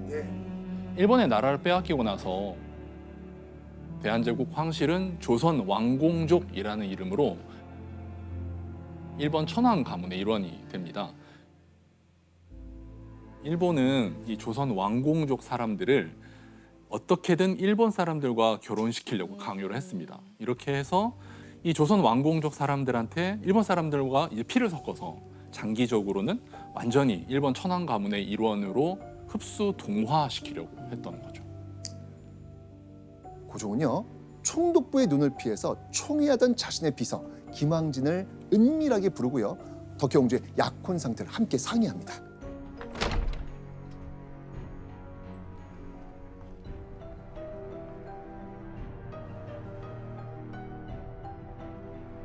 가까이 오너라. 누굽니까? 글 장자의 한수한 김장한이라 하옵니다. 내 옹주만은 일본 놈들이 앗아가지 못하도록 지켜주려는 것이다. 아직 어린 나이이기는 하나 내 길이를 잡아 너와 덕혜 가연을 맺어줄 생각이다. 자, 그렇다면 이 두 사람의 약조 지켜졌을까요? 지켜줬을 것 같은데요? 지켜지지 않습니다. 왜요? 일제가요, 고종의 이 계획을 눈치를 챕니다. 그러면서 김황진의 덕수궁 출입 자체를 금지해버린 거예요. 이렇게 결국 덕혜옹주의 약혼 계획은 무산되고 맙니다. 아버지로서 딸을 지켜주고 싶었지만 딸의 결혼 상대마저 마음대로 고를 수 없는 현실이 참으로 절망적이지 않았을까요? 그리고 이후에 무럭무럭 자라나던 덕혜옹주가 8살이 되던 1919년 조선을 떠들썩하게 한 엄청난 소식이 들려옵니다. 대체 무슨 일이 일어났을까요? 1919년. 19년이요? 네. 3.1운동. 3.1운동도 있었지만 또 하나의 큰 일도 있었죠. 1919년 1월 21일 고종이 갑작스럽게 세상을 떠나고 만 겁니다. 그런데요, 더욱 충격을 받을 만한 일이 있었습니다. 아버지 죽음에 대한 해괴한 소문이 덕혜옹주의 귀에 들리기 시작한 거예요. 어떤 소문이었을까요? 그 독살? 맞습니다. 아버지 고종이 일제에 의해 독살을 당한 게 아니냐라는 소문이었습니다. 자, 대체 왜 이런 소문이 났던 것일까요? 당시는요, 파리에서 평화회의가 열리던 시기였습니다. 이때 고종이 조선의 독립을 호소하는 밀사를 파견하러 계획을 세웠는데 그걸 일제에게 들키고 만 거예요. 그러니까 이제 일제의 눈엣가시였던 거네요. 그렇죠. 여기에 분노한 일제가 고종을 무참히 독살시켰다는 소문이었던 겁니다. 자, 그렇다면 이 소문 사실일까요? 그거 사실이에요? 그러니까. 당시 덕혜옹주의 어머니 양귀인은요, 고종이 일제에 의해 독살당했다고 믿었던 것 같습니다. 하지만 정확히 알 수는 없습니다. 일제는요, 고종의 사망 원인을 뇌일혈 혹은 심장마비라고 공표하고요, 고종의 죽음을 마무리했습니다.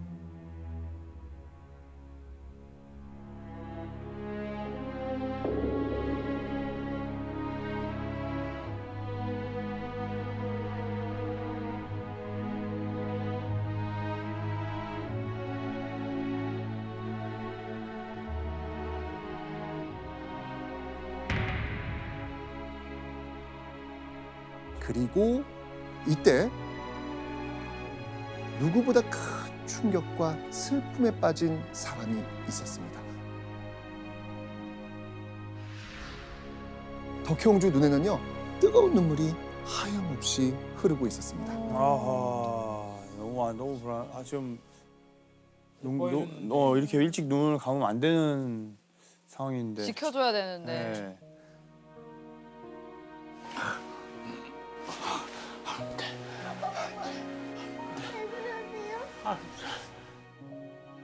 아빠 왜 그러세요? 아빠 일어나세요. 아빠. 한 나라의 왕녀였지만 이 순간만큼은 그저 아버지를 잃은 가엾은 8살 어린아이에 불과했던 겁니다. 8살.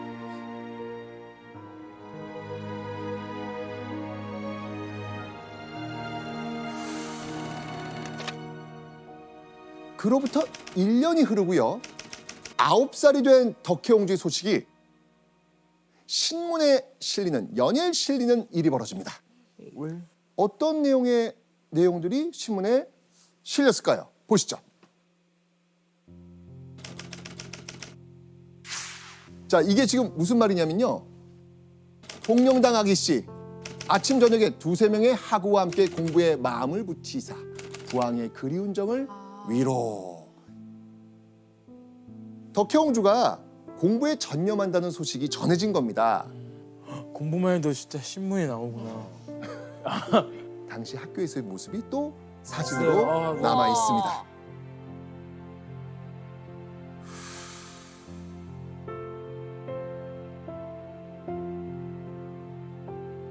보여요, 딱 보여요. 딱 보여요? 네. 어디요? 딱 중앙에. 아! 야, 그리고 덕혜옹주 잘 보이게 하려고 앞에 친구 또 치웠네, 막 다른 데로. 잘 보이게, 야, 너 잠깐 나와 있어요. 맞네. 야. 그리고 야, 바로 앞에 그러네. 친구는 고개를 또 안 들고 있고. 아, 그러네. 가리면 안 되니까. 아, 그러네요. 예, 기모노를 그러네요. 입고 있는 건가요? 기모노라고? 맞습니다.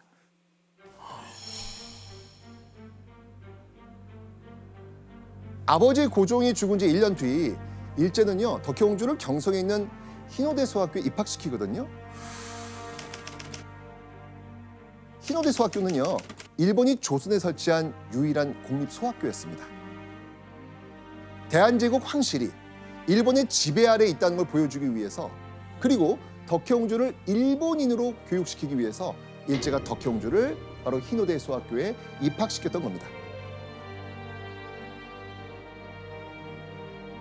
덕혜옹주는요 일본어, 일본 역사, 일본 문학, 일본식 예절 등 어쩔 수 없이 일본 중심의 과목을 배워야만 하는 안타까운 상황이었습니다. 그렇게 시키는 대로 학교 생활에 전념할 수밖에 없었던 덕혜옹주. 자, 그런데 이후에도요 덕혜옹주의 소식이 연달아 신문에 실리기 시작합니다.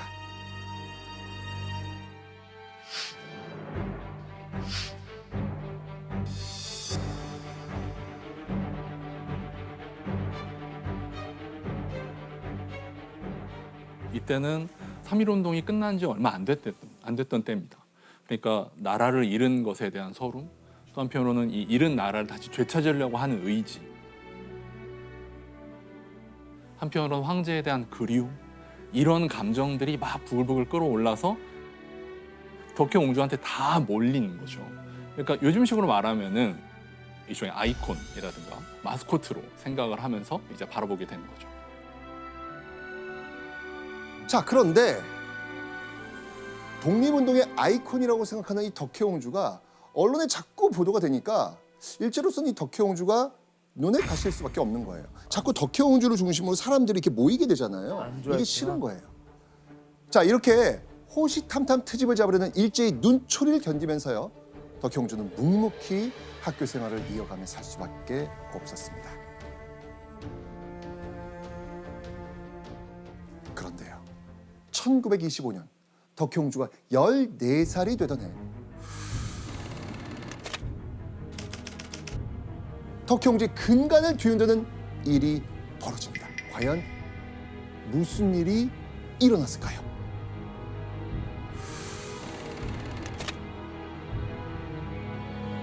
이 사진은요, 덕혜옹주가 경성역에서 찍은 사진입니다.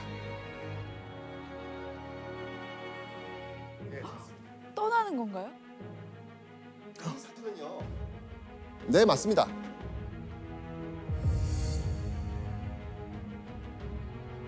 덕혜옹주 일본 유학. 일제가 덕혜옹주를 일본에 유학시키기로 결정한 겁니다.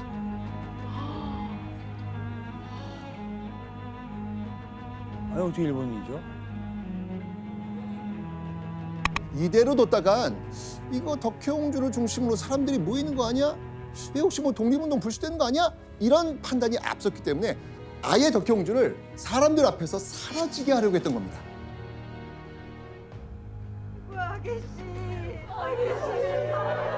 자, 그렇게 영친왕에 이어 덕혜옹주까지 일제의 계략으로 인해 이들이 혈혈단신으로 모국을 떠나 적국으로 간다는 것은 정말 안타깝고 비극적인 일이었죠. 자, 결국 덕혜옹주는요, 경성에서 기차를 타고 부산으로 간 뒤 배를 타고 도쿄에 도착합니다. 그런데 이때 덕혜옹주를 위해 도쿄역으로 마중 나온 사람이 있었습니다. 누구였을까요? 덕혜옹주의 둘째 오빠 영친왕이었습니다.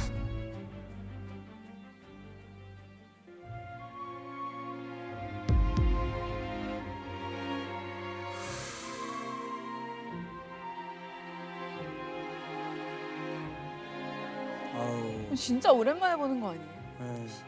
이제 너무 위로가 되지 않았을까 서로에게. 그렇죠, 맞습니다. 정말 서로에게 정말 찬한 마음이 들지 않았을까요? 그리고 그 옆엔 영친왕의 아내 마사코도 함께했습니다. 우리에게 이 마사코라는 이름은 좀 낯설고요. 이방자 여사, 이방자로 더 많이 알려진 인물입니다. 그렇게 덕혜옹주는요, 오빠 영친왕의 집에서 지내게 됩니다. 그리고 며칠 후 덕혜옹주는 도쿄 여자학습원으로 편입하게 되죠. 덕혜옹주가 다니는 이 도쿄 여자학습원은요, 일본의 황족과 귀족 등 고급 자제가 다니는 상급 학교였습니다. 자, 그런데 덕혜옹주가 다니는 학교에서 어딘가 모르게 이 덕혜옹주가 전과는 다른 모습을 보이기 시작합니다. 당시 같은 반 학우였던 소마 유키카의 그 회고록에 따르면요, 덕혜옹주에게 무슨 말을 걸어도 별로 대답하지 않았다 그래요. 그리고 운동장으로 나가 놀이 같이 하자라고 해도 여전히 교실에만 앉아 있었다고 합니다. 그렇게 덕혜옹주는 마음에 묵직한 자물쇠를 걸어 잠근 채 조용해집니다. 일본인으로서 이 프라이드가 높은 학생들 사이에 덕혜옹주를 던져놓으니까 더 위축될 수밖에 없지 않았을까요? 게다가요, 이 조용한 덕혜옹주에게 일본 학생들과는 다른 특징이 있었습니다. 항상 어떤 물건을 들고 다녔다고 합니다. 덕혜옹주가 보온병에 물을 가지고 다니는 거예요. 왜요? 왜냐? 덕혜옹주에게는요, 깊은 트라우마가 있었습니다. 아버지의 독살. 그렇죠, 맞습니다. 이 보온병을 늘 지니고 다니세요. 적국의 땅에서는 물 한 잔도 함부로 드시면 아니 됩니다. 아버님께서 어찌 돌아가셨는지를 가슴에 새기소서. 네, 어머니. 사실 아버지 고종도 살아생전 이 독살의 위험 때문에 100% 신뢰할 수 있는 사람이 상자에 가져온 음식만 먹었습니다. 이거를 옆에서 지켜본 어머니 양귀인이 혹시나 자신의 딸 덕혜옹주도 독살당할까 봐 이야기한 거예요. 그렇게 덕혜옹주는 눈도 귀도 그리고 마음도 완전히 닫아버렸습니다.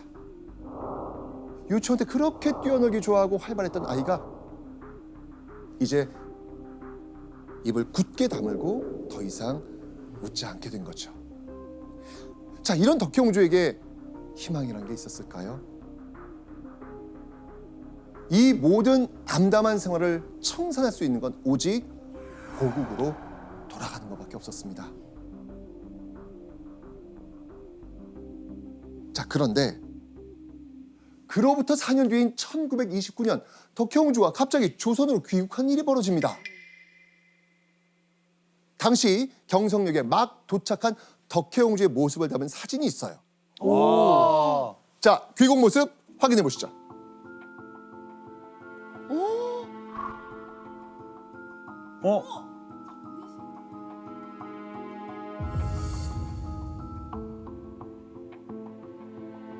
검은색 양장으로 온몸을 휘감고 모자를 푹 눌러쓴 채 차마 고개를 들지 못하는 모습입니다. 대체 무슨 일이 벌어졌을까요?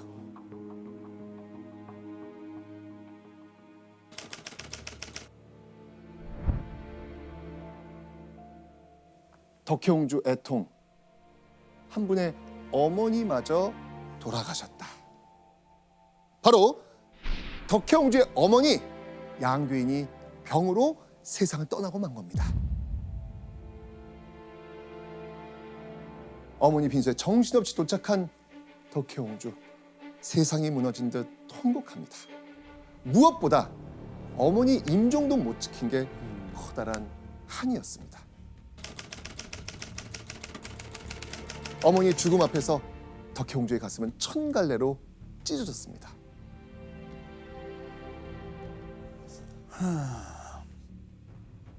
자, 그런데 덕혜옹주가 오열할 수밖에 없는 더욱 슬픈 일이 있었습니다.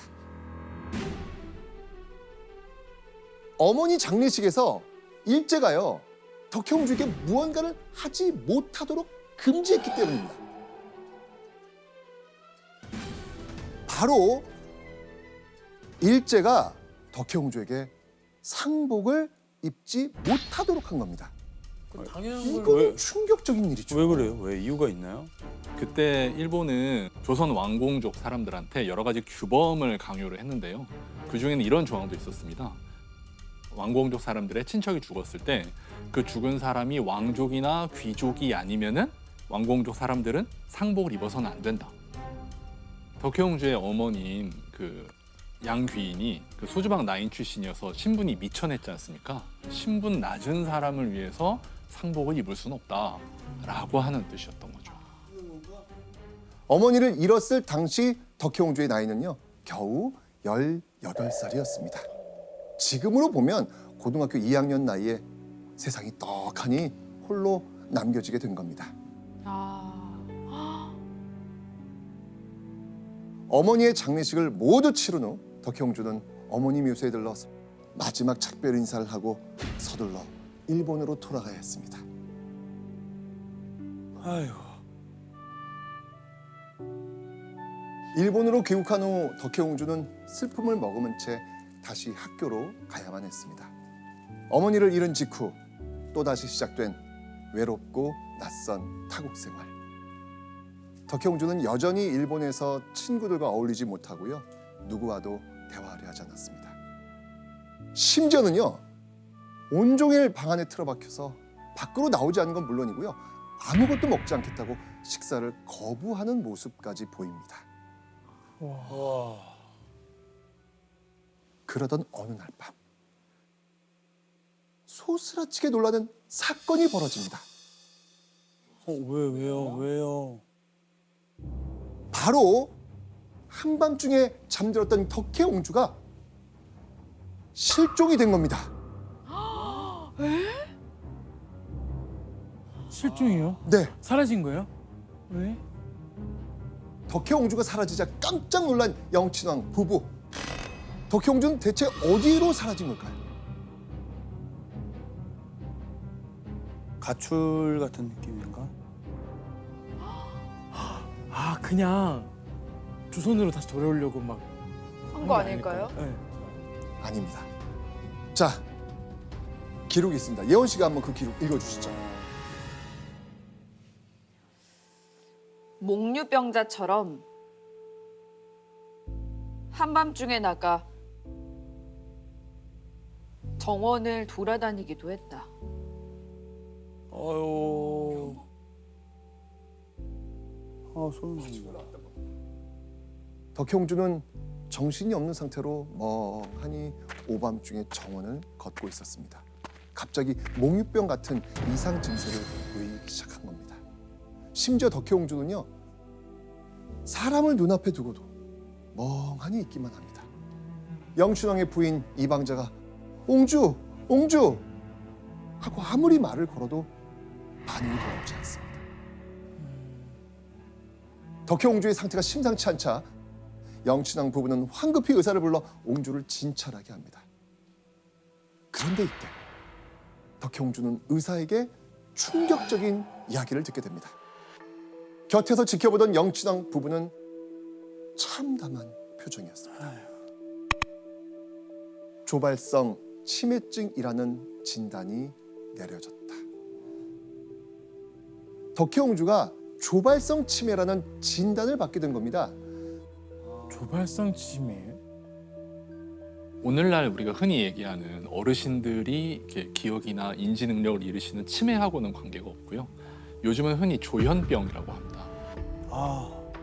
그래서 젊은 나이에 병이 생겨서 치매랑 똑같은 증상을 보인다고 해서 옛날에는 이거를 조발성 치매라고 불렀습니다. 그렇죠. 이 병에 걸리면요, 피해망상, 환청, 환상 등의 괴로운 증상을 겪게 됩니다. 덕혜옹주가 조현병을 진단받았을 때 나이는 겨우 19살. 어머니 양귀인이 세상을 떠난 지 1년도 채 되지 않은 시기였습니다.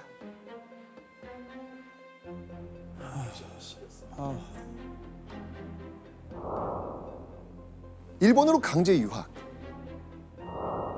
어머니의 죽음까지 마음속에 응어리가 쌓이고 또 쌓이다가 결국 버티지 못하고 참담하게 무너져 버린 거 아닐까요?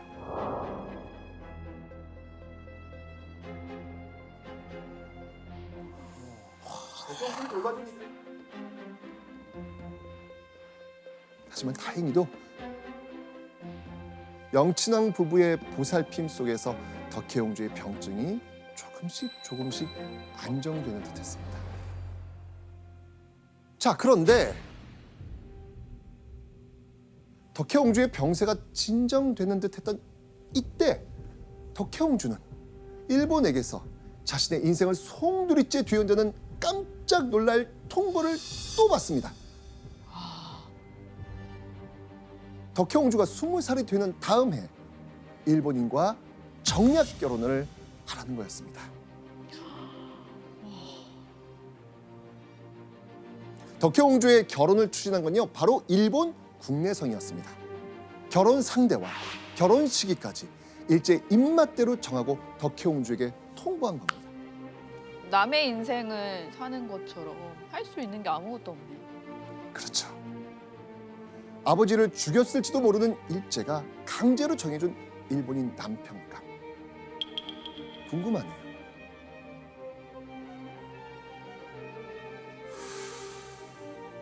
그녀의 남편감은요, 바로 소 다케유키, 동경대 영문학과에 재학 중인 엘리트였습니다. 백작의 지위를 가진 귀족의 신분이었습니다. 덕혜옹주 입장에서는요, 이런 거 다 의미 없는 것들이었습니다. 없죠. 옹주는 자신의 결혼 얘기를 듣자 사흘 동안 식음을 전폐하고 울었다.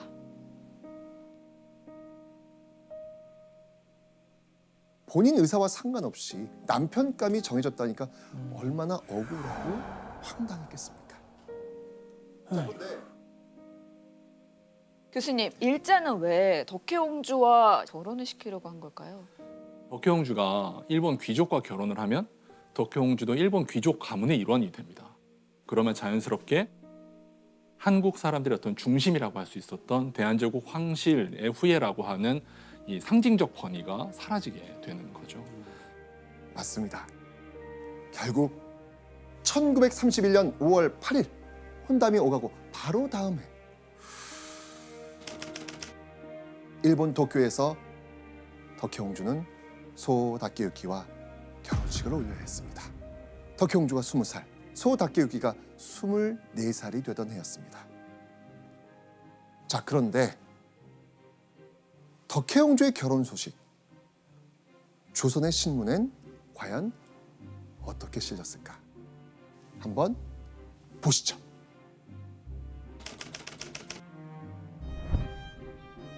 (1931년) 조선일보에 실린 덕혜옹주의 사진입니다. 사진을 자세히 보십시오. 어딘가 이상한 점이 있습니다.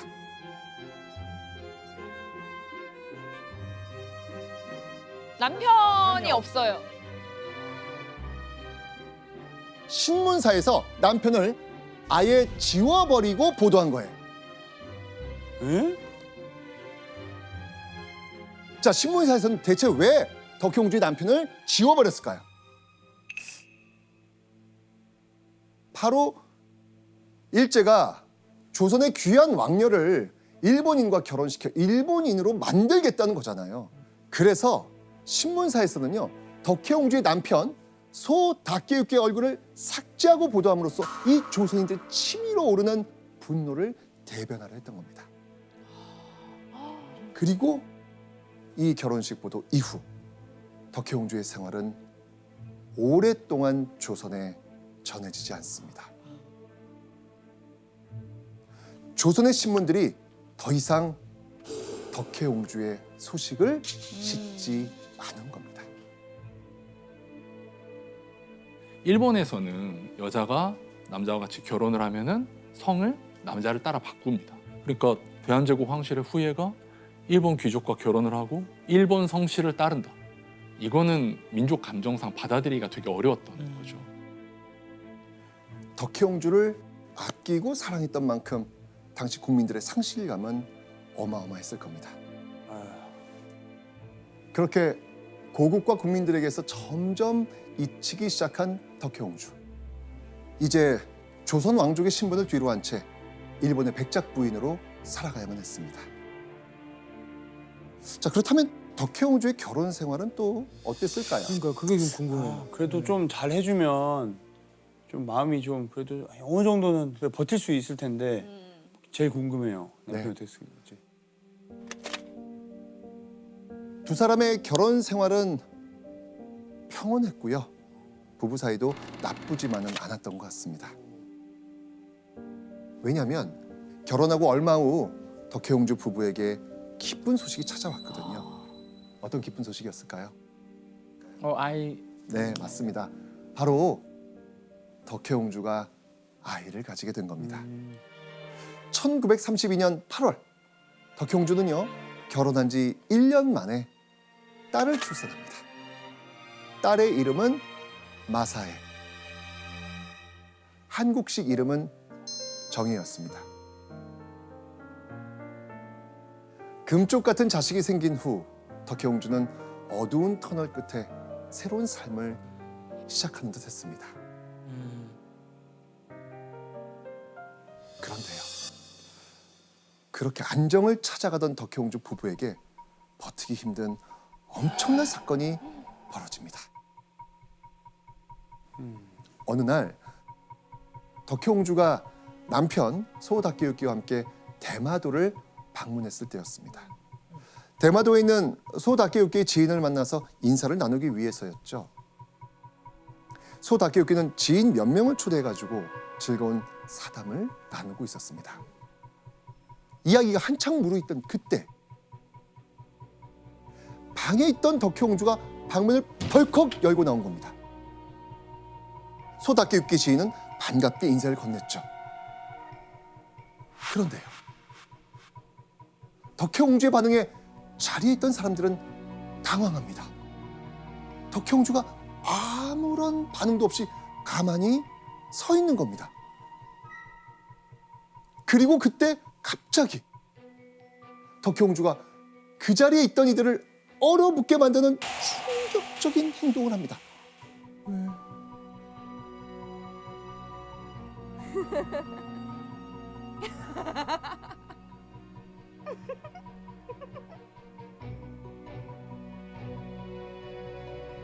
끊임없이 소리를 내서 웃기를 몇 번이나 했던가. 정말 병적인 거동이었다.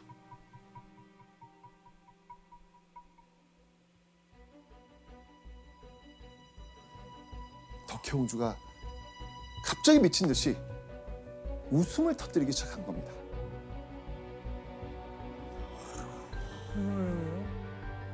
병이 악화된 거 아니에요? 뭐지? 그동안 수면 위로 드러나지 않았을 뿐 어머니를 잃고 난 뒤 끊임없이 덕혜옹주를 괴롭힌 조현병. 이 조현병이 다시 악화되고 있었던 겁니다.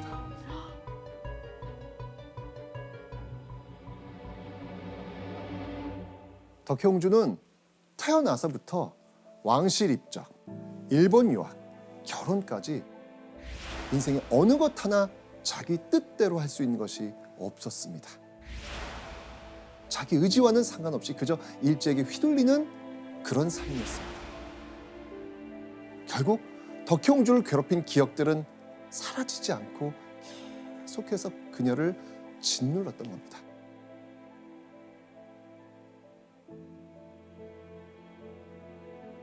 그런데 1945년 덕혜옹주의 앞날이 달라질 사건이 닥쳐옵니다.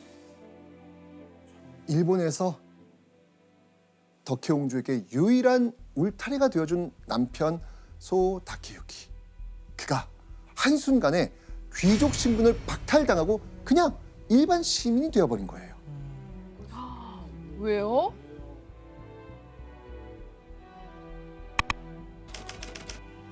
(1945년 8월) 세계 2차 대전에 참전했던 일본이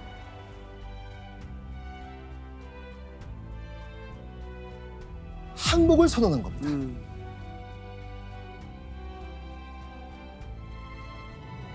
일본은 패망한 뒤에 이 헌법도 새로 만들고 여러 가지 제도를 다 고칩니다. 그리고 그 중에는 귀족제도 폐지도 들어가 있었습니다. 그래서 일본의 귀족들은 자기 자귀를 다 반납해야 됐고요. 일본 귀족의 재산에는 굉장히 많은 재산세가 부과가 됐습니다. 그래서 덕혜옹주의 남편인 소 다케유키도 백작 자귀를 반납해야 됐고요. 살던 집을 팔고 고용인들 다 해고하고 이래야 될 정도로 많은 재산세를 내야 됐습니다. 그리고 그 이후 덕혜옹주는 자취를 싹 감추게 됩니다. 그로부터 4년 뒤 1950년 한 남자가 일본 도쿄에 도착합니다. 그의 이름은 김을한. 그의 정체는요, 서울신문사 도쿄 특파원 기자였습니다. 그는 어느 순간 우리 국민들의 기억에서 잊힌 여인, 일본에서 종적을 감춘 덕혜옹주를 찾기 위해서였습니다. 자, 그런데 김을한이 누구기에 대체 왜 덕혜옹주를 찾고 있는 걸까요? 그러게요. 그냥 기자인데요. 좀 그 왕실과 관련 있는 사람 아닐까요? 네. 혹시 고종이 살아 있었을 때 덕혜옹주의 그 약혼을 추진하려고 했던 일 기억나세요? 네. 자, 고종은요, 총애하던 신하 김황진의 조카. 누굽니까? 글 장자에 한수한 김장한이라 하옵니다. 김장한과 덕혜옹주를 맺어주려고 했었습니다. 맞아요. 김을한이 김장한의 형이었던 겁니다. 그 김장한의 형? 형이고 기자가 된 거예요? 네. 그럼 어쩌면은 그 덕혜옹주하고 가족이 될 뻔했던 그런. 그렇죠. 그래서 찾는 건가? 김을한은요, 고종과 삼촌 김황진의 깊은 인연을 누구보다 잘 알고 있었습니다. 삼촌에게서 고종이 덕혜옹주를 얼마나 아꼈는지, 또 얼마나 덕혜옹주를 걱정했는지 듣기도 했습니다. 그래서 기자가 된 이후에 사라진 덕혜옹주를 찾아 나선 겁니다. 그런데 도쿄에서 덕혜옹주의 행방을 소문하던 김을한, 경악할 만한 곳에서 덕혜옹주를 찾게 됩니다.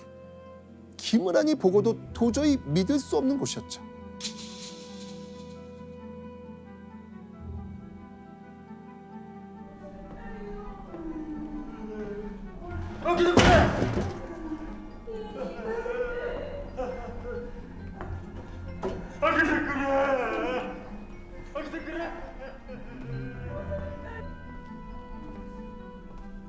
고치라です.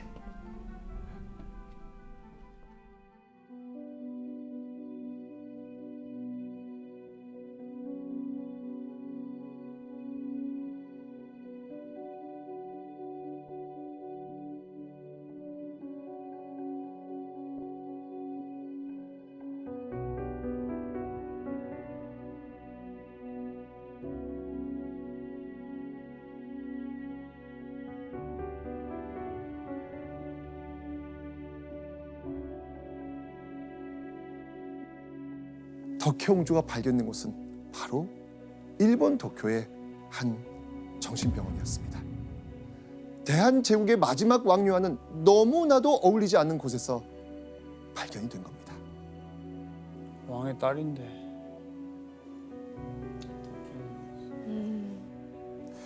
고종이 금지옥엽 아꼈던 딸이자 대한제국의 마지막 왕녀 덕혜옹주.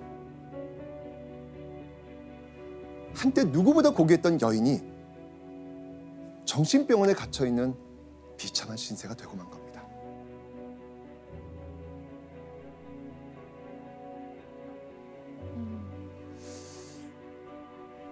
남편 소다케유키는 경제적으로 궁핍해지자 더 이상 아픈 덕혜옹주에게 간병인을 붙여주는 등의 도움을 줄 수 없게 된 겁니다. 그래서 결국 남편은 덕혜옹주를 돌봐줄 수 있는 정신병원으로 보냈던 거죠. 병실 창문 너머로 보이는 덕혜옹주의 초라한 모습. 그 모습을 본 김을한은 안쓰러워서 하염없이 눈물을 흘렸다고 합니다. 그리고 김을한은요, 두 주먹을 불끈 쥐고 되뇌입니다. 어떻게든 덕혜옹주를 고국으로 돌려보내야겠다.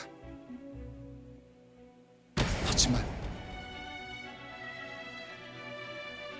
덕혜옹주는 한국으로 돌아가지 못합니다. 그 뒤로도 오랫동안 일본에 머물 수밖에 없었습니다. 왜요? 이제 갈 수 있지 않아요? 예, 김을한이 덕혜옹주를 찾아왔을 때가 1950년이었거든요. 당시 한국 정부는 이 대한제국 황실 가문 사람들이 돌아오면 그 황실 가문을 지지하는 사람들이 모여서 정부를 위협할 것이다라고 걱정을 하고 있었습니다. 이런 정치적 이유 때문에도 덕혜옹주의 귀국을 추진하기가 쉽지 않았습니다. 그렇게 귀국이 늦어지던 덕혜옹주에게 또 한 번의 비극적인 소식이 들려옵니다. 딸 마사에는요, 덕혜옹주가 일본의 정신병원에 있을 때 실종됩니다. 당시 마사에는요 20대였는데요. 어느 날 갑자기 자살하겠다는 유서를 남기고 사라져버립니다. 그렇게 사라진 마사에는 행방불명됐고요. 그 뒤로 덕혜옹주는 영원히 딸을 만날 수 없게 됩니다.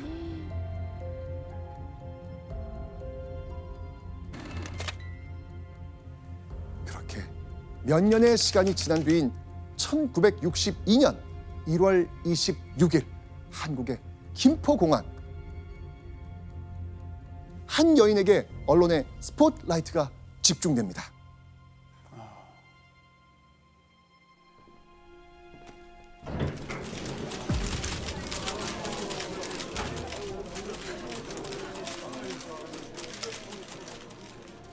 몽주님, 이제 고국에 오신 겁니다. 1925년 일제강점기 14살의 나이에 일본으로 보내져 37년 동안 고국으로 돌아오지 못했던 덕혜옹주. 한국에 돌아왔을 때 그녀의 나이는 어느덧 51세였습니다. 선생님, 근데 덕혜옹주가 어떻게 한국에 오게 된 거예요? 네, 바로 기자 김을한의 끊임없는 노력이 있었기 때문입니다. 김을한이 정신병원에서 덕혜옹주를 발견했을 때 당시 정부는요 조선의 왕족이 한국에 돌아오는 거 꺼린다고 제가 말씀드렸잖아요. 네. 시간이 흐른 후 이 정부가 교체가 됩니다. 김을한은요 새로운 정부에 덕혜옹주의 안타까운 상황을 알리고 한국으로 돌아올 수 있게 해달라고 부탁을 합니다. 의장님, 대한제국 황족들은 일본에 제 발로 간 게 아닙니다. 끌려갔습니다. 그런 그들의 입국을 거부하고 이대로 방치하는 건 명백히 우리의 책임입니다. 덕혜옹주의 국적을 하루속히 대한민국으로 회복하고 귀국시켜야 합니다. 그리고 마침내 덕혜옹주의 귀국을 국가에 승인받을 수 있었던 거죠. 이제 허락을 받은 거예요. 자, 1962년 1월 덕혜옹주의 귀국 순간을 담은 기사가 있거든요. 자, 그 기사 한번 보겠습니다.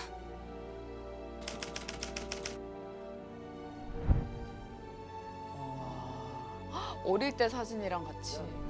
네. 이렇게 지금 사진과 함께 실렸습니다. 아, 어렸을 때 그 나왔던 그 네. 공부하던 시절부터 다 있네요. 덕혜옹주 인질된 지 38년 만에 그립던 산화로 그러나 의식 없는 몸. 많은 언론이 아픈 몸으로 수십 년 만에 귀국한 덕혜옹주의 안타까운 소식을 전했습니다.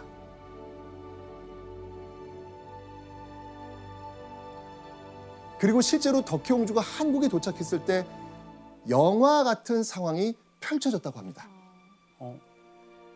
그때요, 나이 많은 한 여인이 무릎을 꿇고 덕혜옹주에게 절을 올렸다고 합니다. 그분이 누군지 아세요? 그 유모 아니에요?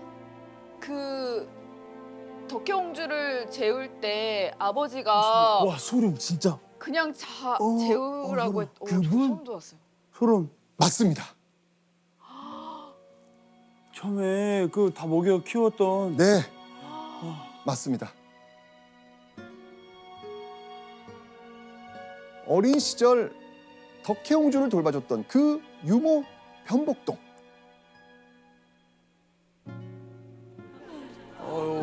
변복동이 김포공항에 마중을 나왔던 겁니다.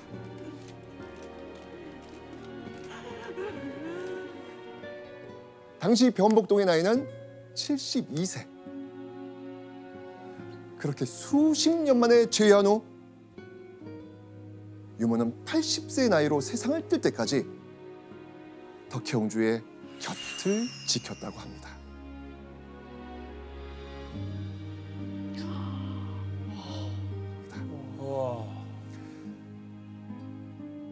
그렇게 덕혜옹주는 27년 동안 창덕궁에서 남은 삶을 보내게 됩니다.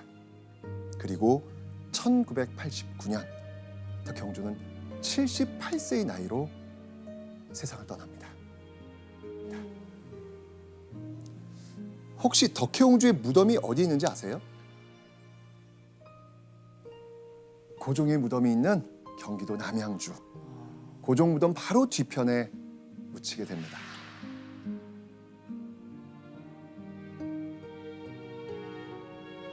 세상을 떠난 뒤에야 비로소 아버지 품에 안기게 된 겁니다.